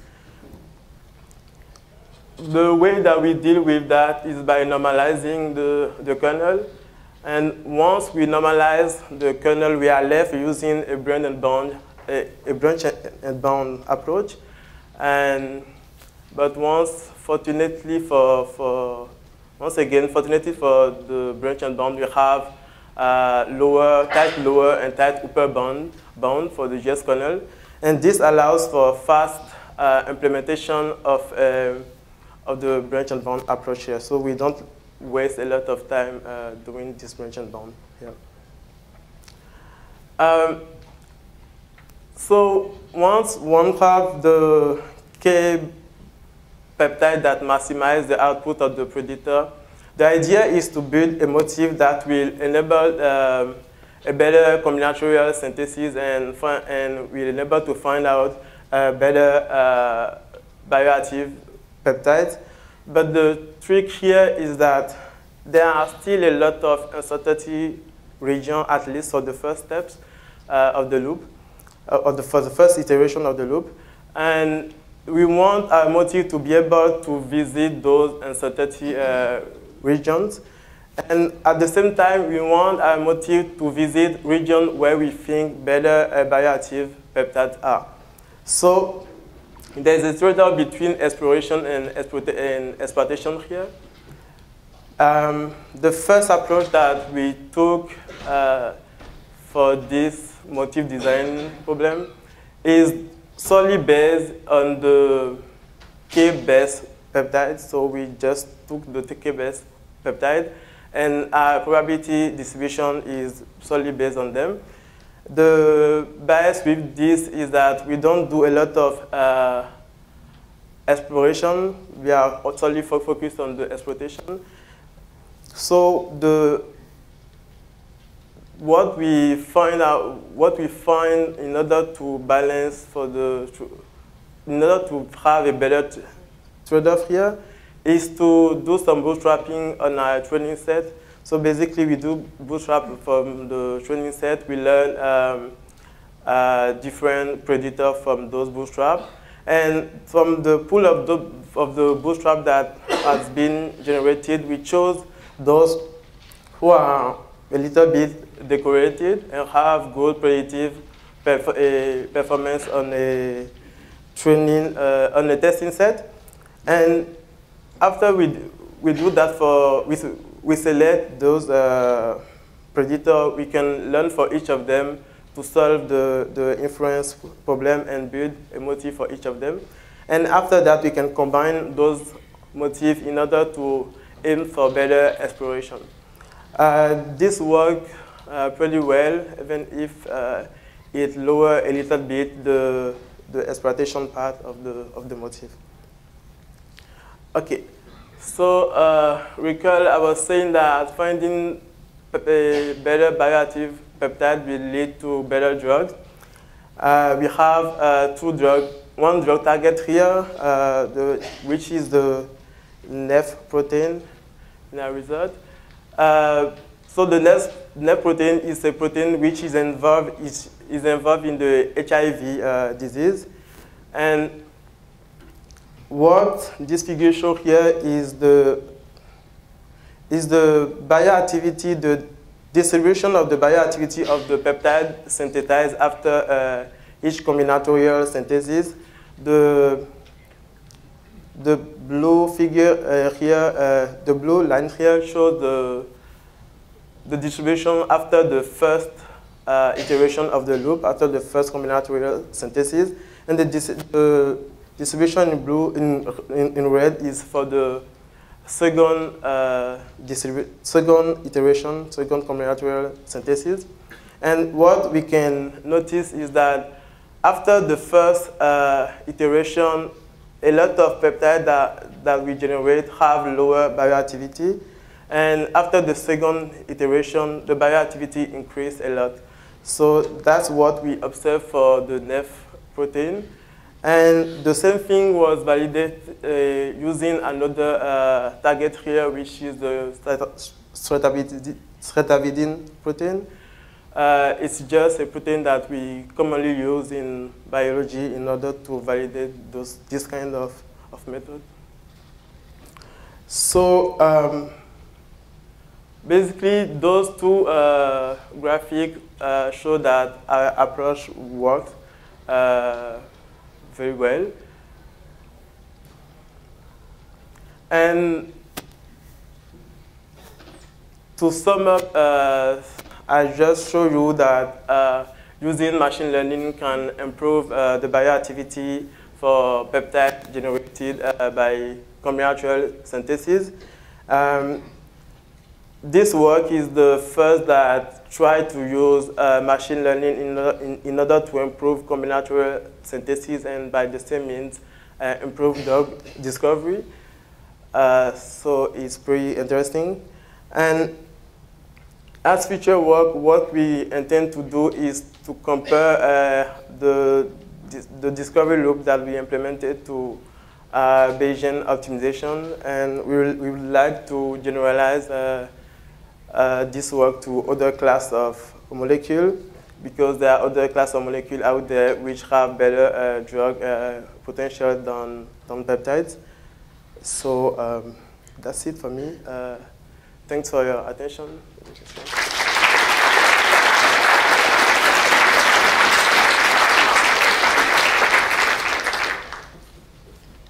Thank you. Do we have any questions for the speaker? This is perhaps an area that's out of most people's domain of expertise.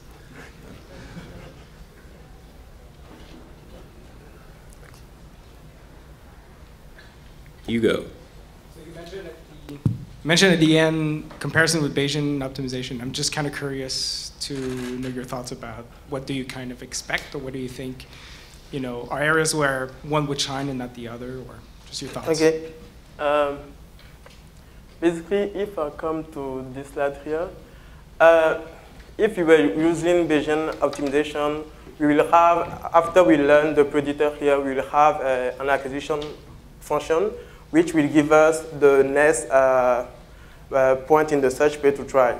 So that will give the, basically, if we aim for the K point to try in the search space, we have a motive for the next combinatorial synthesis. And in this work, it's not what we are doing. The acquisition function is limited because we just try to try the next point that will maximize the output of the predictor. We don't take into account the uncertainty about the predictor that we learn. And that's, I think, is a big turn-off for some people about this approach. So the idea is to incorporate in this work the uncertainty that is incorporated in the predictor that we learn. Another question? Yeah, sorry if you mentioned it at the beginning. I missed the start of your talk. But I gather from the last slide that this is sort of a specific application of a solution to this combinatorial synthesis problem. Yeah. I'm wondering if you have thoughts about like other problems that it would be good to try this on, like other applications. Basically, I would say this is not quite new because I think that Bayesian optimization is do the same thing. If we remove this in vitro part here is just there because we are doing some kind of application to combinatorial synthesis. If we were not doing that, it is basically we are solving an optimization problem. So any kind of optimization problem that you have, you can use this kind of method. You just have a part that where we learn a predictor, we have an acquisition function in order to find out which are the next points in the search page that we will try in order to improve the exploitation that we are doing. the optimization that we are doing. So basically, that's what we try to do in this work. So you're saying it's not exactly specific to combinatorial synthesis problems? No, at all. So any kind of realm where you are doing optimization, you can try to use this kind of method. You learn a predictor, you have an acquisition function in order to have next point, and that's it. Okay, thanks. Okay, let's thank the speaker again.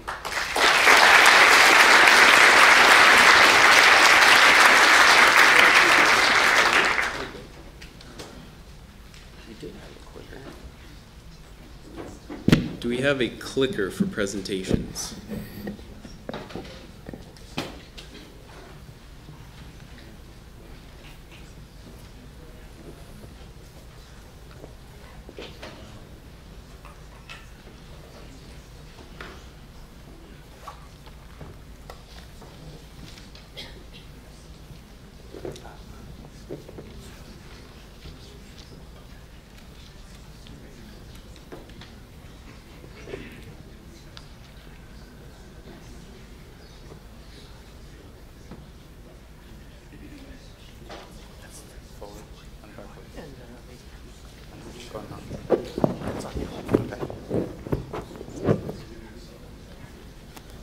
Okay, so in deep learning and machine learning, we often study toy problems. This looks like the opposite of that.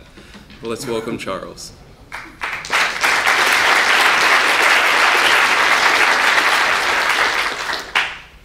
Well, thank you very much. I won't put it like that. But indeed, I'm interested in the applications of machine learning within healthcare. And today I'll be talking about a specific project in which we have applied machine learning for newborn care in a way that I think can be truly transformative in the long run. I don't know if you can hear me clearly. It sounds like it's very... Okay, so I'll just go on.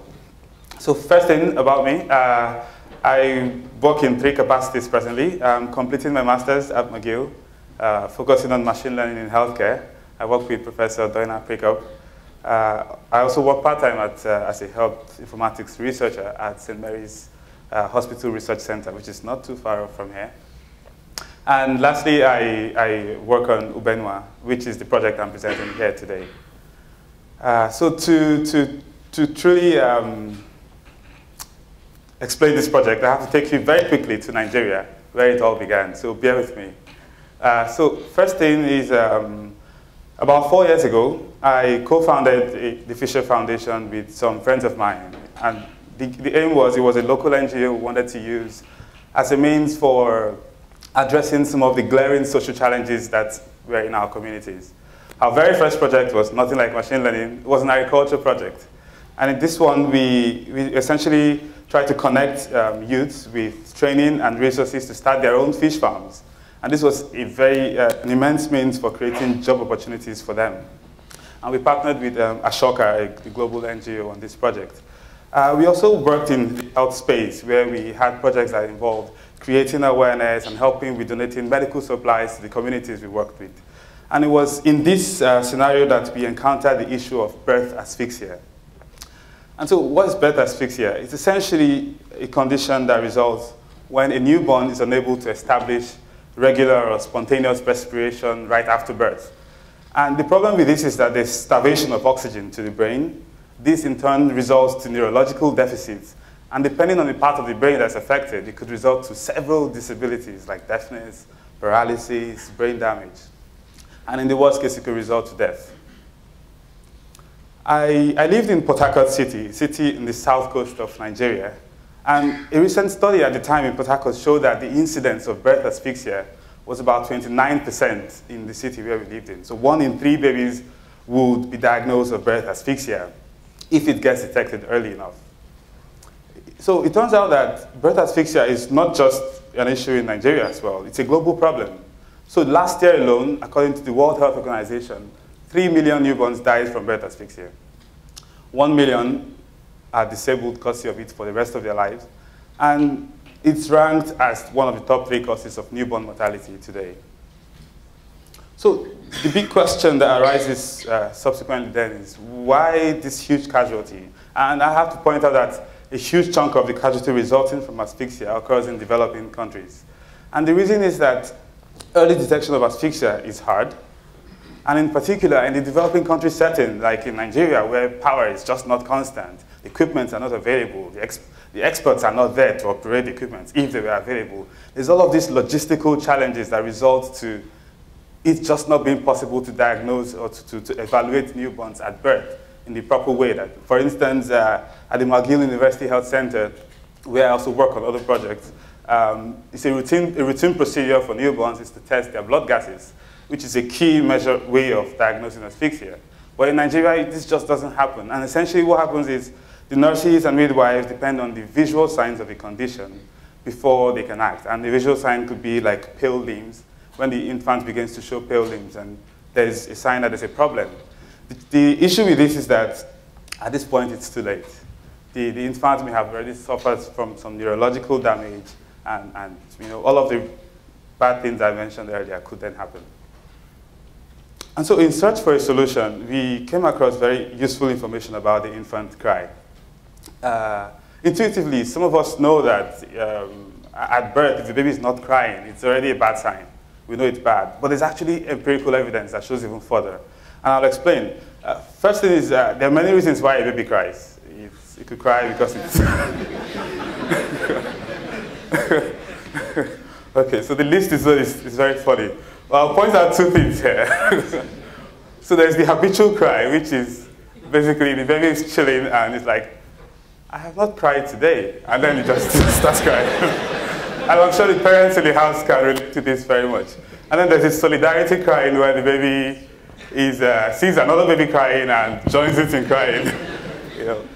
But there's also cries due to pathology. And this is really what we're exploiting here.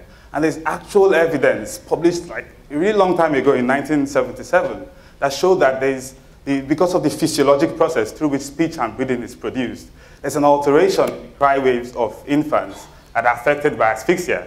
Because when we are speaking and breathing as humans, the same set of organs oscillate, the same region of the brain controls both activities. And in newborns, it's even more pronounced because, unlike we adults, I could speak louder or softer if I want. I could modulate the sound I produce. I've developed an accent, a Nigerian English accent. But for newborns, they don't have any of this control over their neurological abilities or how they produce the sound they produce. So as one researcher put it, the infant cry is a true reflection of its inner physiologic state. And this was what we sought to explore in creating a solution. So essentially we thought, okay, we could use machine learning to analyze the patterns in the cry of the baby and potentially create a solution. And these were our goals. It was pretty simple and straightforward. We're going to develop a predictor, and we're going to try to deploy a product that could actually be used by the communities that we really cared about. The big question then became, where do we get data from? As we all know, data is the center part of machine learning, and without it, you can't do anything. And in the healthcare scenario in particular, it's very expensive to get data, in the hospital setting especially, because you need to get a gold standard, and you need to measure infants against that gold standard and collect the cries and all the ethical process you have to go through to get that. And we figured we had to find a faster means of testing this hypothesis first. Fortunately for us, we came across with a team from Mexico who had collected cries of newborns that were normal, asphyxiating, and deaf. And they were doing this partly because we're studying causes of deafness in newborns. And as you had seen earlier, deafness is one of the key disabilities that results from birth asphyxia. And so after several communications with them, we were able to get access to their data in order to do the work we were doing. We had a total of 69 babies in this data set, and we were able to create about 1,300 audio samples from these. So our learning pipeline, we took inspiration from some of the work that had been done up to, say, 5 years ago in the speech recognition community, which was the use of mel-frequency spectrum coefficients and support vector machines as a combination. Essentially, we segment the samples, first of all, into like subsamples, and then extract features from each of the samples as MFCC. MFCC is a representation it's an auditory representation that uses discrete Fourier transforms. And essentially, we pass this into a support vector machine classifier as each of the unique segments, and then classify each of them and fuse the decision into a final decision as to whether or not the infant has asphyxia.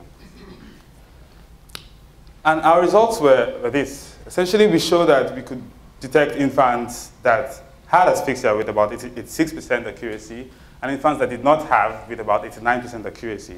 And just to be very clear, this was not on the entire training set. This was on the left-out set of about 278 samples we had. Noting also that there was some overlap within the babies in this data set. But essentially, this showed that there was some real information to be explored here. And we thought this was good information to take going forward. The next thing then was we needed to be able to find a way to communicate this to clinicians, to potential funders, for clinical validation, essentially, because you can't take a machine learning algorithm developed in MATLAB to the people. And essentially, we needed a prototype. That was the bottom line. And what we did was, so I'll begin to show some of the persons involved here, with my colleagues, Innocent and Ayanimi. Innocent is a software developer, and Ayanimi is a doctor. Together, we sat and designed what a solution could look like. And we developed a mobile application. Essentially, we tried to optimize for usability, where diagnosis could be performed in 3 quick steps, and you can come to a conclusion as to what the algorithm has done and what it has decided for that sample or that recording. And it's easy to see. We call it Ubenwa as well. And Ubenwa is a word in my language, Igbo, which means the cry of a baby. And at this point, it's easy to see the key benefits that this would offer over the status quo. For instance, it would be really fast to conduct a diagnosis as opposed to blood analyses and taking it to the lab and so on. But also, it's non-invasive. It's just the cry that will be recorded. And almost all of us here have at least one device that can record audio. Secondly, it will be significantly cheaper than the blood gas analyzer, which costs thousands of dollars. It will be just as expensive as your phone. And again, no expertise is required. So the entire cadre of clinicians, from nurses, midwives, doctors, to even parents, can use this to monitor their wards. And so this is as far as we've completed. And currently, we are 2 parts of future work, or current work, more or less. The first thing is that we are planning to conduct data acquisition and validation across 2 centers in Canada and Nigeria. And in Nigeria, eventually I spoke with the profs who were responsible for the initial study I referenced on the incidence of asphyxia in Port Harcourt.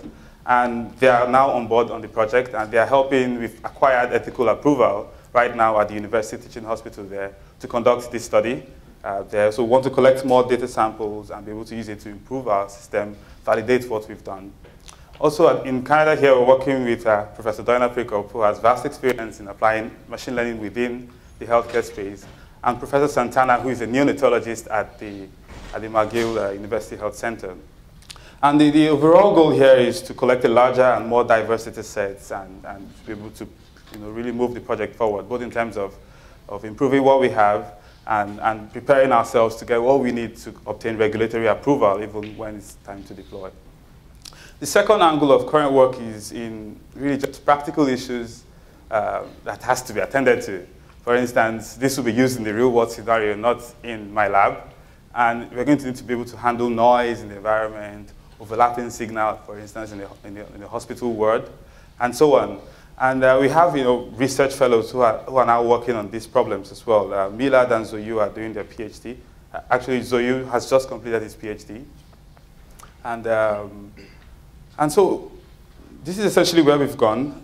The long-term plans are that we could use this as well to handle other conditions that affect newborns, which are breeding-related. For instance, the sudden infant death syndrome, as some of us may know, is now the leading cause of death in newborns in the US, in infants under 1 year. And there's been hypotheses that suggest that there's a period of breeding cessation that results to this. And it's something we could explore in the long run. And on the broader scale, we could explore cry-based anomaly detection in newborns. And so we really think that there's potential for this project to transform the way we deliver healthcare presently, especially in reducing the cost of healthcare and in making it accessible to a lot of persons, both in developed and developing countries. Thank you very much. I want to acknowledge, acknowledge McGill, everybody who has supported us so far, McGill District 3, the Fisher Foundation, Nigeria Ministry of Communications, and the University Hospital in Port Harcourt. Thank you very much for listening.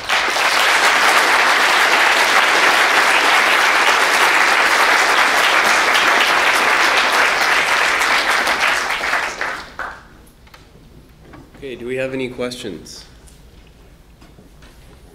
Hi, thanks for the talk. It was really cool work. I have a couple questions. So first of all, is this 29% incidence rate, that seems really high to me. Is that normal, or do you think that's specific to this area? Yeah, so the incidence of asphyxia varies across many countries, essentially. And to note that that's incidence, not the cases that result to death. So it's the occurrence of the condition. And essentially it's high in many developing countries, partly due to another factor, the fact that there's lack of prenatal care in many of these countries. Mothers work to, say, the last day of birth, doing hard labor, diet issues, and there's all of these factors unique to the developing country setting too, which has been identified by the WHO as causing asphyxia in these regions. For instance, in Canada, the incidence is about 0.1% based on data I saw. Yeah. Okay. My next question was, like, when you're developing something like this that's an app that you want everyone to be able to use, basically, for a healthcare application, what does the regulatory or approval process look like? Is it a big hurdle, and does it differ in Nigeria versus Canada? And can you just talk about it? Yeah. Well, it differs for one, especially, and the point we've had to go through is acquiring ethical approval to conduct this data collection exercise. So in Nigeria, it took about 7 months. And we've acquired it now in Nigeria. We have the approval in Nigeria now. But in Canada, we are going through the same process now. But it's a very different process, very different documents required, very different, so it's like starting afresh altogether. So there's also the phase where, we have a solution and we need regulatory approval to deploy a license. We'll get to that point as well, which I've heard from here and there, it can be a big pain. But yeah, there's no other way around it. Is it any different with an app like this than it would be with a drug that you're going to sell on the market? Could you say that again? Is it any different because it's a cell phone app, or is it sort of the same process that you would have for any medical treatment or diagnosis? Yeah, well, we envisage several scenarios for the use of what we've built. And in fact, I should emphasize that the mobile app is just one method in which we want to deploy this. So one that we think that would really lend itself to the use in a clinical setting is through the use of wearable microphones. Because if a doctor has to care for several babies in a ward, it would be ideal if there were wearable microphones on each of their bedsides. When the baby cries, the microphone wakes up, picks up the cry, and sends it via Bluetooth or Wi-Fi to some machine, and then does the analysis. And the doctor could stay in one place on the computer and actually analyze or monitor all the babies in the wards at once. So mobile phone is one method for deployment for us for now. It's the quickest one we can use for this going forward. But so it is faster, easier to roll out an app than to roll out something for. Oh, you mean in terms of the regulatory approval part of things? So there's many apps on the store now that does many things for babies, but I guess many of them don't position as medical apps or medical diagnostics apps, and so there'll be caveats like, oh, we're not responsible for anything and stuff like that. For entertainment purposes? Or? Yeah, exactly, exactly. But we want to push this as a clinical diagnostic device because we think it can be that. Yeah. Cool, thanks. Okay, one more question. So this is a really cool application. I feel like it's the next level of language translation on a new domain has entered, right? Okay. So I'm interested in where's the data for this sort of thing? You said there were 69 examples that you had now, but what is out there right now that researchers can access that you've been working with? You mean in terms of actual cries of babies that we can work with? Yeah. Like, what's the data set? What's the data look like that you're able to build models with? So the data we've worked with so far is the data we got from this team in Mexico, which had about 69 babies and roughly 1,300 examples. And that's really the reason for our current work. Or most of what we are spending our time doing is trying to get ready for this data collection process, both the ethical approval process, finding funds for the work, and so on and so forth. So it's really where we are now, trying to get more data to really validate what we have, improve the system, and position ourselves where we can make a true case for regulatory approval of this product. Yeah. All right, cool. Is this something that's like available out there publicly? No, it's not publicly available for the same reason as well, because it will be illegal to put up a medical diagnostic application that has not been approved. Right. And obviously we don't even want to do that based on all we've done only. We want to make sure we have something we are truly confident about before we go to that point. Yeah. Right. Cool. Thanks. Thank you.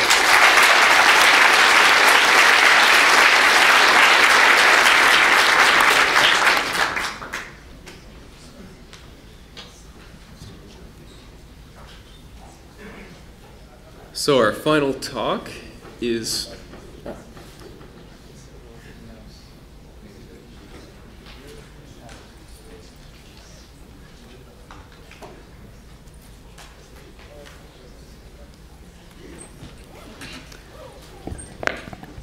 so our final talk from Abhishek addresses an emerging focus, especially in AI, and that is of transparency.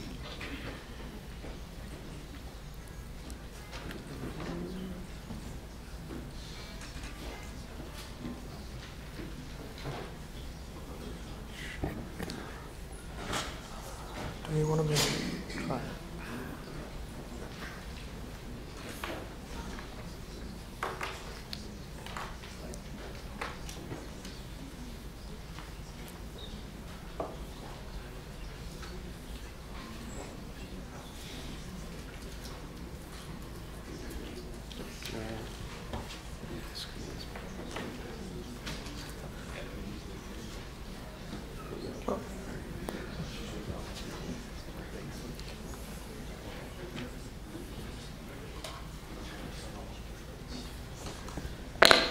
All right, technical difficulties solved.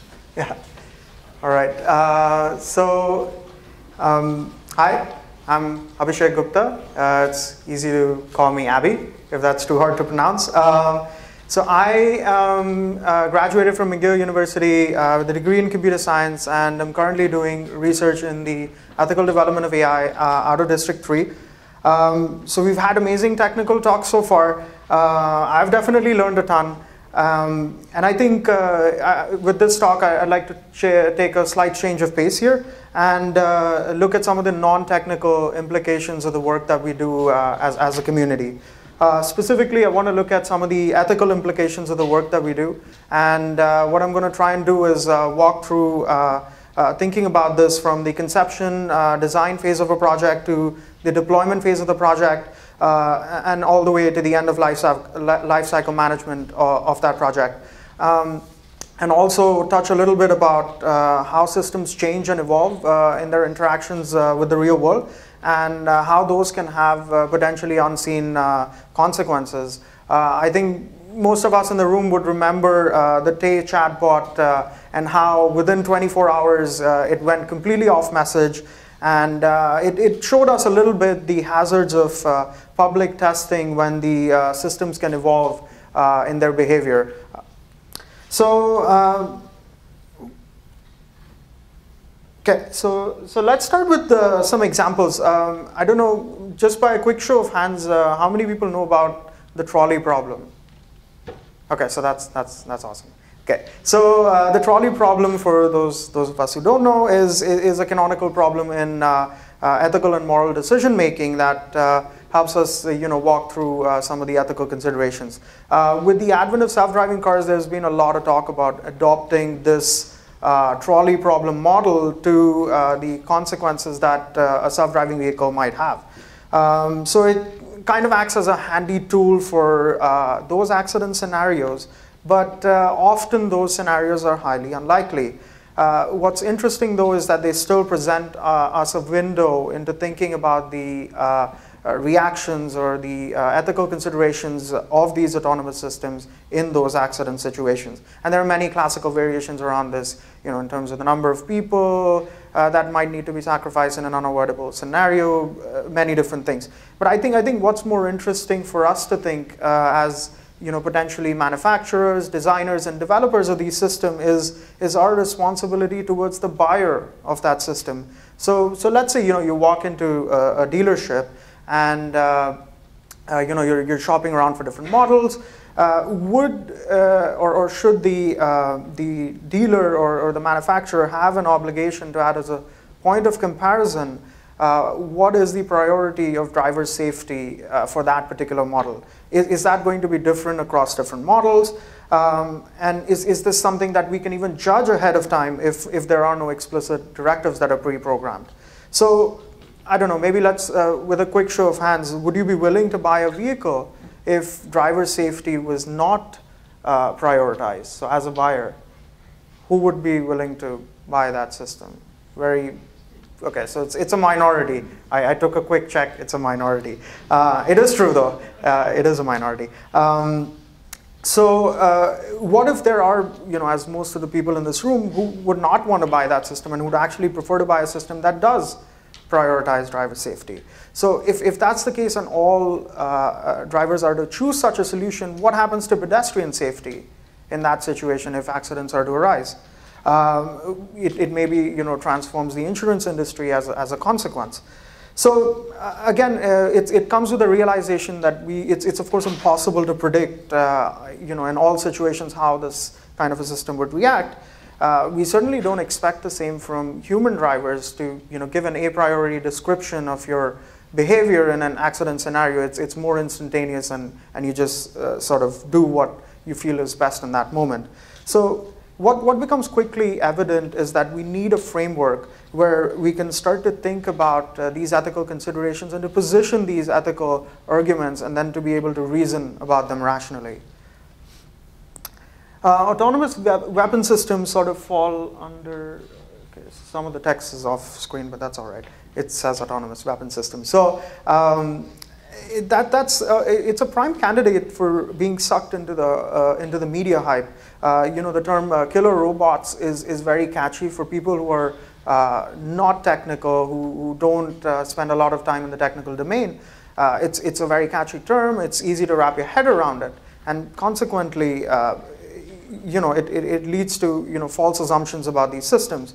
What's again more interesting here from an ethical standpoint is for us to think about it from a more nuanced perspective. So think about the degree of autonomy that these systems have. Think about the degree of human oversight that these systems would have, and then how do we classify them as being autonomous or not being autonomous. Let's take an example there. Let's say the intelligence from the system is fed to an operator who's a trained military personnel who pulls the metaphorical trigger. If wrong intelligence is fed to the operator, where does the blame lie in that situation?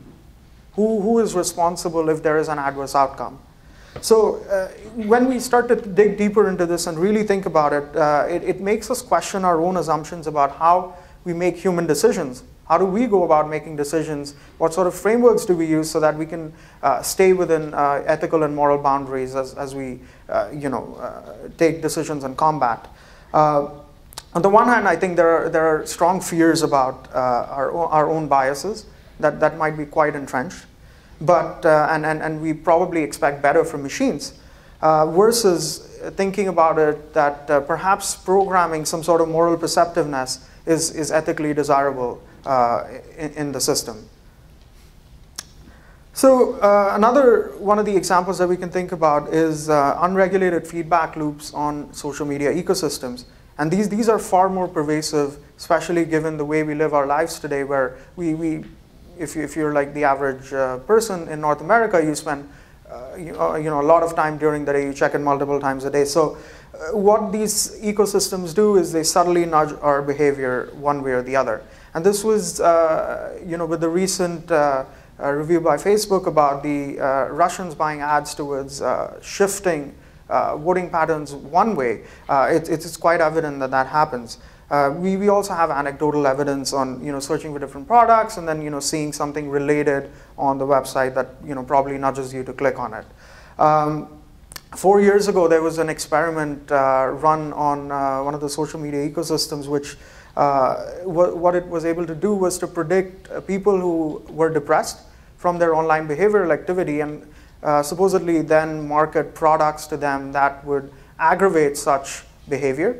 And especially in depression, that's terrible because you can push them towards self-harm or suicide. Was it legal? Yes. Because if you read the terms and conditions when you sign up as a user, which nobody does, it was definitely legal. Did most people know that they could be subject to such outcomes? No. So on a side note, the EU GDPR, so it's a privacy regulation that's going to come into effect in 2018, has been focusing a lot on enhancing user rights, and such sort of scenarios would be mitigated a little bit by that sort of a system. So another way I think that we can think about this is, would this experiment have been approved in a clinical setting? If someone were to say that, do we want to see if we can successfully get people to buy certain products, would we be able to get that past an ethics approval board? And given that a good portion of our lives are lived online, I think it's quite important that some of these sort of platforms go through such an ethical approval process. And especially in the situation where the interests of the service provider are misaligned or contradict what's ethically and morally best for the user. In this situation, there are a lot of unwarranted doomsday scenarios. So if we just look at the examples that I spoke about, if you're an uninformed observer, it's easy to jump to an explanation that quickly takes you towards a Terminator-like scenario where there's a doomsday, and it's easy to get carried away in that hype. There have been well-respected voices in the larger ecosystem that have spoken in this tone, having that sort of a message, sometimes even comparing that to the nuclear threat from North Korea. And I think there's a fundamental disconnect there between what we need to achieve today versus what's far, far into the future. So I think to meaningfully address these ethical considerations, we need to have informed discussions where we highlight the realistic achievements and limitations of the autonomous systems. And the research community, most of us present in this room, are very well poised to make a comment on that. And focus on systems that are already deployed and that are being deployed, so as good models to make meaningful, tangible progress towards having concrete guidelines that we can take back with us in terms of applying those policies. So AI development basically far outpaces the pace at which ethical regulations come out. So with the advent of easy-to-use tools and libraries, we're all very familiar with that, and there's a rising interest and knowledge from the larger research and development community. We see a lot of novel applications and intersections of different fields, and especially in the context where we start to relegate control, for example, in healthcare diagnosis and recidivism judgments, then it starts to become very important on thinking about these ethical considerations. What was science fiction a few years ago is very much possible that we can implement that today. So regulations are orders of magnitude slower in digesting these developments and updating the existing laws and regulations. It's a constantly moving target, and while we understand the implications of one, something else comes along and changes the entire game. So we need some sort of dynamic rule setting that can digest and update, adopt and adapt to all of these changes. The way I like to think about it is that we're legislating horses while cars are coming onto the streets. So we're making rules about specific things or use cases that are obsolete by the time we're done legislating for them. So we propose meticulous transparency as a potential solution. We have this fairly complex, at times hard to interpret technology, despite making a lot of progress towards interpretability. We understand what it achieves, but often not how it got there. So it has different abstractions from maybe how we as humans reason and perceive things around us in the environment. And current rulemaking is done by analogies. So you often look at products and see if they comply to outdated or irrelevant rules. The goal of meticulous transparency would be to shape, guide, and manage the development of this technology and not to stifle it in any adverse way. So what we believe is that perhaps the answer lies in the ethics of why versus the ethics of what. So looking at the intentions behind the application and what the structure is perhaps easier to measure and regulate than looking at the application overall. For example, looking at how you do your micro-targeting, but what is more relevant there is why you're doing that. So who are you targeting? What are you looking to sell to them? It's basically addressing the fact where you have these ecosystems that are primed to push you towards clicking on certain patterns so that you can feed their revenue generation streams, but maybe it has adverse impacts on the user's privacy and their freedom in terms of what they want to do. So it's in some sense shifting from deontological to utilitarian ethics, where we want to move away from looking at pre-programmed rules as a way to evaluate the ethics of that, but rather look at the outcomes and see, does it comply with what we would want to see from an ethical perspective. So I've spoken about meticulous transparency. You saw it on the opening slide. So what is it? So what we think about meticulous transparency, we're thinking about making a commitment that is made by or enforced by the developers to be clear about several different things. So their intentions for a given product, how it will be implemented and used, specifying the sources for their data, quality and potential biases within the data, contingencies and planning for the worst case scenarios, or troubleshooting guidelines for unintended adverse outcomes, and basically having a final model that is as human interpretable as possible. So focusing on techniques that try to mitigate the black box nature of the system. So developers would be expected under this system to make all of these above points clear as an API or prior to full release. So following a standard if possible within their own vertical or the regulatory institutions within their vertical. So why this focus on intentionality? Because one, it's easier to understand. As an example, if you're scouring the web for dangerous persons and trying to destroy their online identities, that's far easier to express than to say that there's some abstract way where we're targeting certain individuals and putting up some outcomes for them to behave in a certain manner than to be very explicit on the intentions for it. So, and the other aspect is that it brings us back into ethical territory that we are familiar with. So the intentions of human actions versus the nebulous nature of the internal representations of these systems. There's been quite a bit of progress that's been made towards making these models more interpretable. So why meticulous? So when we talk about the meticulous nature of this, we're talking about the reporting standards that would be familiar to what you would find at, let's say, a university institutional review board. So you would have a commitment that details all of the things that I mentioned before and have a board that approves the application for widespread public use. The sources and types of data would have to be explained and any biases possibly addressed. And having a data management policy right up from the conception and design phase of the project to the end of lifecycle management. I have some resources on this. If anyone is interested, I'd be happy to share that in Q&A or after. There are a lot of these frameworks that we can easily fold into this meticulous transparency framework. And developers would have to take responsibility towards anticipating some of the negative outcomes, but more importantly, formulating plans that would help to mitigate some of these adverse outcomes. So if we look at some of the examples that we saw at the beginning of the presentation, in the idea of, in the concept of self-driving, you could look at the intentions in the accident scenarios. We could talk about fail-safe strategies.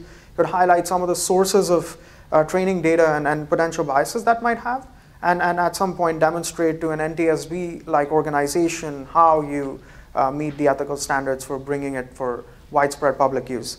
In the example of the autonomous weapon systems, intentionality is even more important because here you're talking about directly taking human lives in a combat situation. So sources and quality of the data that are used to target specific individuals or buildings in those situations is very important. Having ethical review by a ranking authority is important as well, and having the same rigor that they would apply to decisions that are made in combat situations would be applicable. And having the tech company that supplies that solution be an integral part of the chain is again an important cornerstone in making something like this more ethical and successful. In the context of unregulated feedback loops, if we put the user rights front and center, we are transparent about how the personal data is being used, and that can form the basis of a more ethical system. So what can we do as a community here? I think it's our responsibility to manage some of the impacts that these autonomous systems have, as researchers, as people, as applied engineers in industry, and to take on these discussions about ethical considerations early on in the design and conception phase, to invite members of the target audience to focus groups and ask them what they would want to know in the interest of being transparent. Us as a community, we can also become ambassadors to the policymakers and the legislators and help them formulate an actual understanding of these systems and not be carried away by hypotheticals, and have, highlight the limitations and realistic impacts of these systems, and to generally be actively, participating in that ecosystem. I think in Canada, we're in a unique position where we have some of the best research minds. We're definitely a technical hub in terms of research and development, and I think given the recent focus of the world on Canada, on Montreal, and the other cities, we can definitely take the position of becoming thought leaders in the ethical development of AI. I'm going to take one last minute to just highlight some of the places that you can reach out to me. What's important there is the meetup group that we run that happens. I see some of the folks that come to those meetup groups around in the room. They happen once every 2 weeks. Some of the past topics that we've touched upon are embedding values in systems and reconciling them with differences in target audiences, data privacy and access control, and the most recent one was on accountability and equal distribution. Typical audience consists of people like yourselves, researchers, people who study sociology, law, applied engineers. So it's a great mix of people who come to that. Our next session is going to focus on making a cohesive framework out of the discussions that we've had in the past sessions. And we have a Slack channel now where you can join, even if you can't make it physically to the meetups, because we have a lot of the ongoing discussion there as we start to formulate more concrete frameworks and guidelines for the community to use. Lastly, I'd like to thank the organizers for giving me this opportunity to speak about this. Hopefully it sparks some interest in all of the people that are present in this room to start thinking about the ethical considerations of the work that all of us do. Thank you.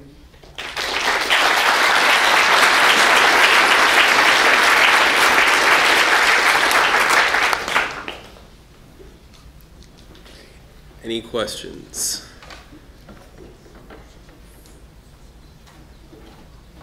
Hi, Abby. Thanks for the talk. I'm curious, most of your examples or the objective of the framework seems to be directed toward sort of consumer grade or application type projects.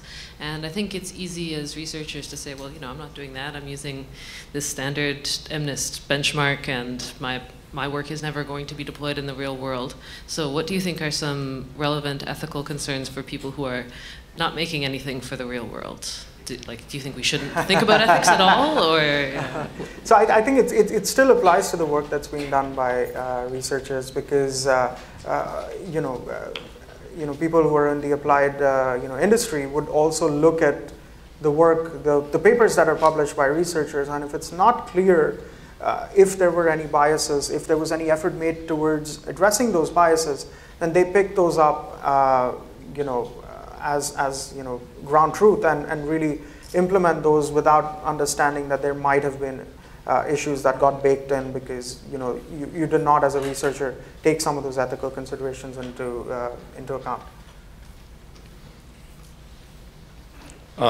So I guess I'm wondering, so intentions are not necessarily enough, right? Like the road to hell is paved with good intentions and whatnot. So I'm wondering, it seems like you want people to also demonstrate that they've made a good faith effort to meet those intentions. Do you have thoughts about like how this is actually supposed to work in practice? So you mentioned like people are supposed to sort of write down what they're trying to do when they're building this system. So then how's that going to be used afterwards if someone says, I don't think they were ethical in building this system, like maybe they said that they were trying to do this, but they didn't actually make a good faith effort. Right. So more from like a technical perspective, if there's a way to demonstrate that. There is a paper by Kroll from Princeton called Accountable Algorithms that details an entire ecosystem where you talk about the service provider, the data subject, the authorities, and an oracle. And it uses certain cryptographic principles to demonstrate that the policy that you're using towards, let's say making a judgment about a user, that policy is detailed. What specific bits of personal data were used can also be detailed, and all of this can be done within that accountable algorithms framework, is that you can, without having to reveal the private information, using zero knowledge proofs and some other cryptographic techniques, you can demonstrate to the authority if there's any challenge or any doubt about not actually having followed a policy. So you say that I'm going to do policy 1, but you actually do policy 2 in practice. That helps to mitigate that. And there is more research that's being done currently to address that. In fact, if you know some more systems, I'd be happy to chat about it after. Do you think we're getting close to a time where some form of rigorously defined behavior for a car could be made a part of legislation? So as to, I'm talking about, could you define, do you think we're going to be at a point where we'll need to define even that a car must behave in such and such a way in such a context? And right. Perhaps even going further, a car must have to pass a certain level of performance in its assessment of risks, probabilities of different events. Right. So I think personally, again, that during the transition phase where we're going to having, some part of the cars that are on the streets be autonomous versus the others being driven, by human drivers, that's when these sort of considerations would be of paramount importance. Do I think that those things are going to happen? I think the European Union, the GDPR that I was talking about, the security and privacy framework coming out in the EU, serves as a good example where there was enough demand from the EU citizens where they came up with this regulation that will come into effect next year that enhances user privacy rights. And I think, of course, it doesn't directly address what you're saying, but it's a good model where we can start to see at some point when it's deployed at a significant enough scale, the autonomous vehicles, and we still have human drivers, that such a framework is demanded by the public, which at which point it comes into existence. And I think some of that also comes from us being informed about some of these scenarios rather than having these absurd hypotheticals in our mind. If we have concrete situations where we know that there can be ethical implications, then we can start to demand those from our policymakers, our legislators. So I would hope that such a framework would come into play. Yeah, I mean, I think your example of like a consumer being given a choice between a car that prioritizes themselves or the pedestrian, it just calls the question as to whether whenever that choice could ever be made, it should just essentially be legislated. Whatever the differences between those two things, the resolution is that people like you and people who are thinking about these issues need to go to the government and say, look, we have to make some laws here. I think so. I definitely agree with that. I guess that my question goes a little beyond cars.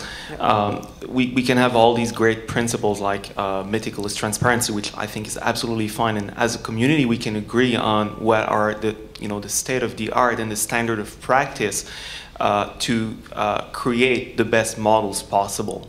But then, how do we convince society that we have employed, the best science and techniques available to us to get the best models possible?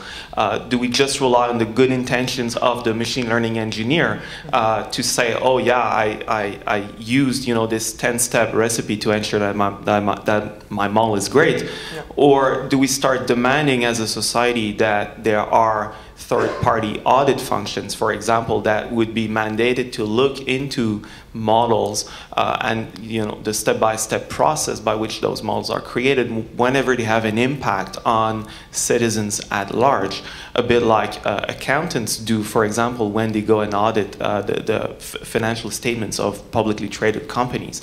Are we ready as a society for these kinds of third-party audits, or do we still rely on the best intentions of well-meaning people, but people are still humans and they make mistakes?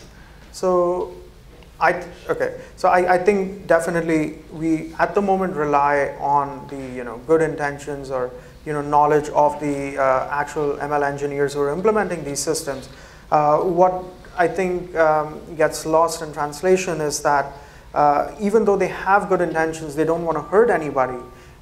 They might be misinformed or underinformed about what the possible ethical implications are. So I think a part of this, given that we have rising enrollment in high-level, high-degree programs for people who want to pursue machine learning, go and implement it in different scenarios, I think it's about time where we start to talk about educational programs where we have that as a course. I think I can speak for McGill because I attended McGill. They have a course in thinking about ethics in engineering, in civil engineering. I think that sort of mindset needs to also be adopted for the people in computer science and software engineering. And and that after that, I think it'll be us, our role as a society, as the more technically informed, to share our opinions with the ones who aren't as technically informed, to demand those legislations to come into place.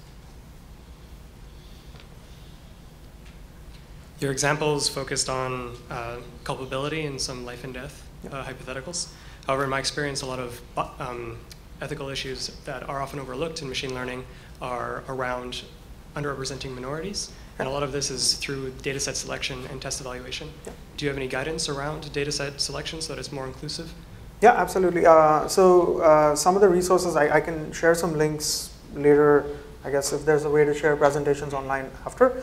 But there are a lot of institutions, specifically Oxfam, that have put out responsible data practices that detail how you can go about, even at the conception phase, thinking about what data sets to pick, right?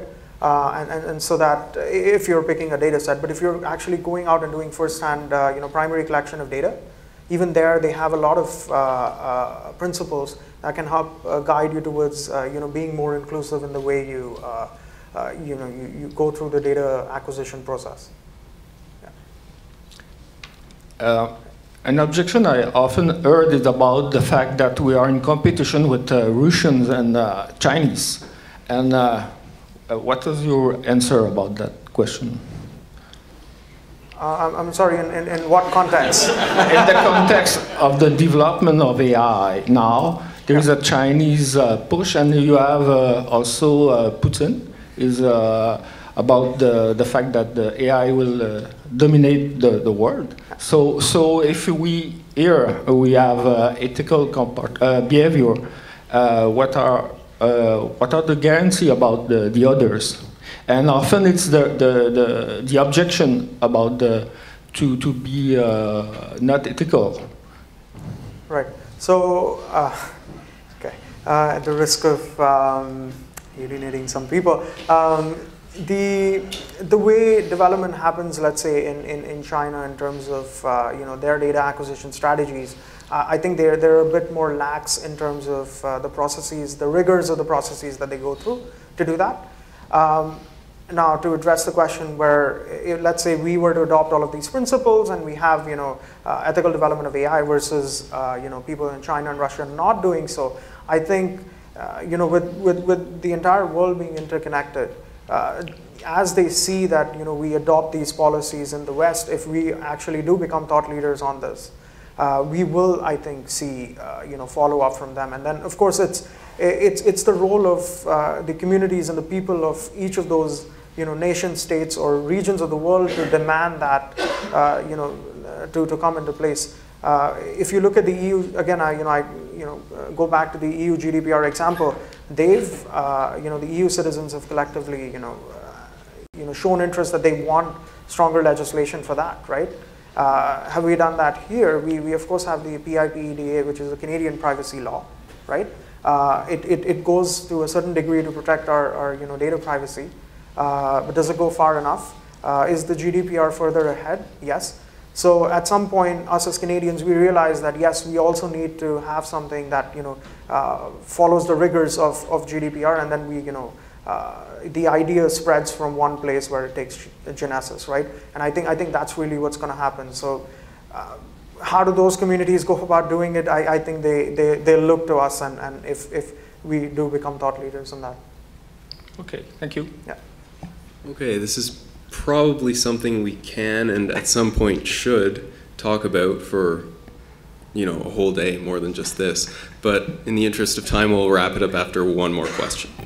Am I the last one? Yeah. Awesome. That was my plan. My name is Irene. A secret desire. My name is Irene Filipenko.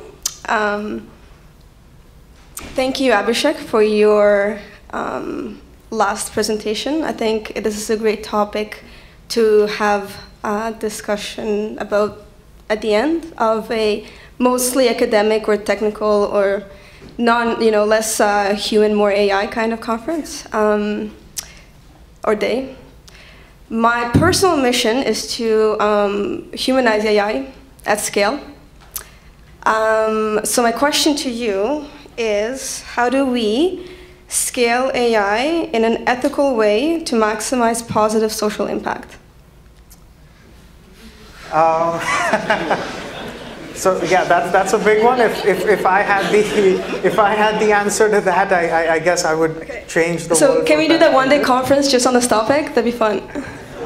Yeah, if there's enough interest, I guess. Yeah. Who wants to do it? Yeah. Hands up. Awesome. Thank you. All right. Thank you. All right.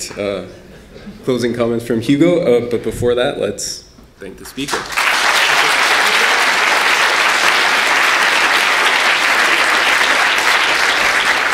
Okay, so thanks everyone for spending the whole day here with all these technical talks, yes.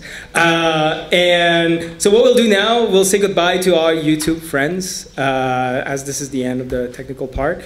But I thought we would just spend a bit of time potentially discussing, your comments about the day today.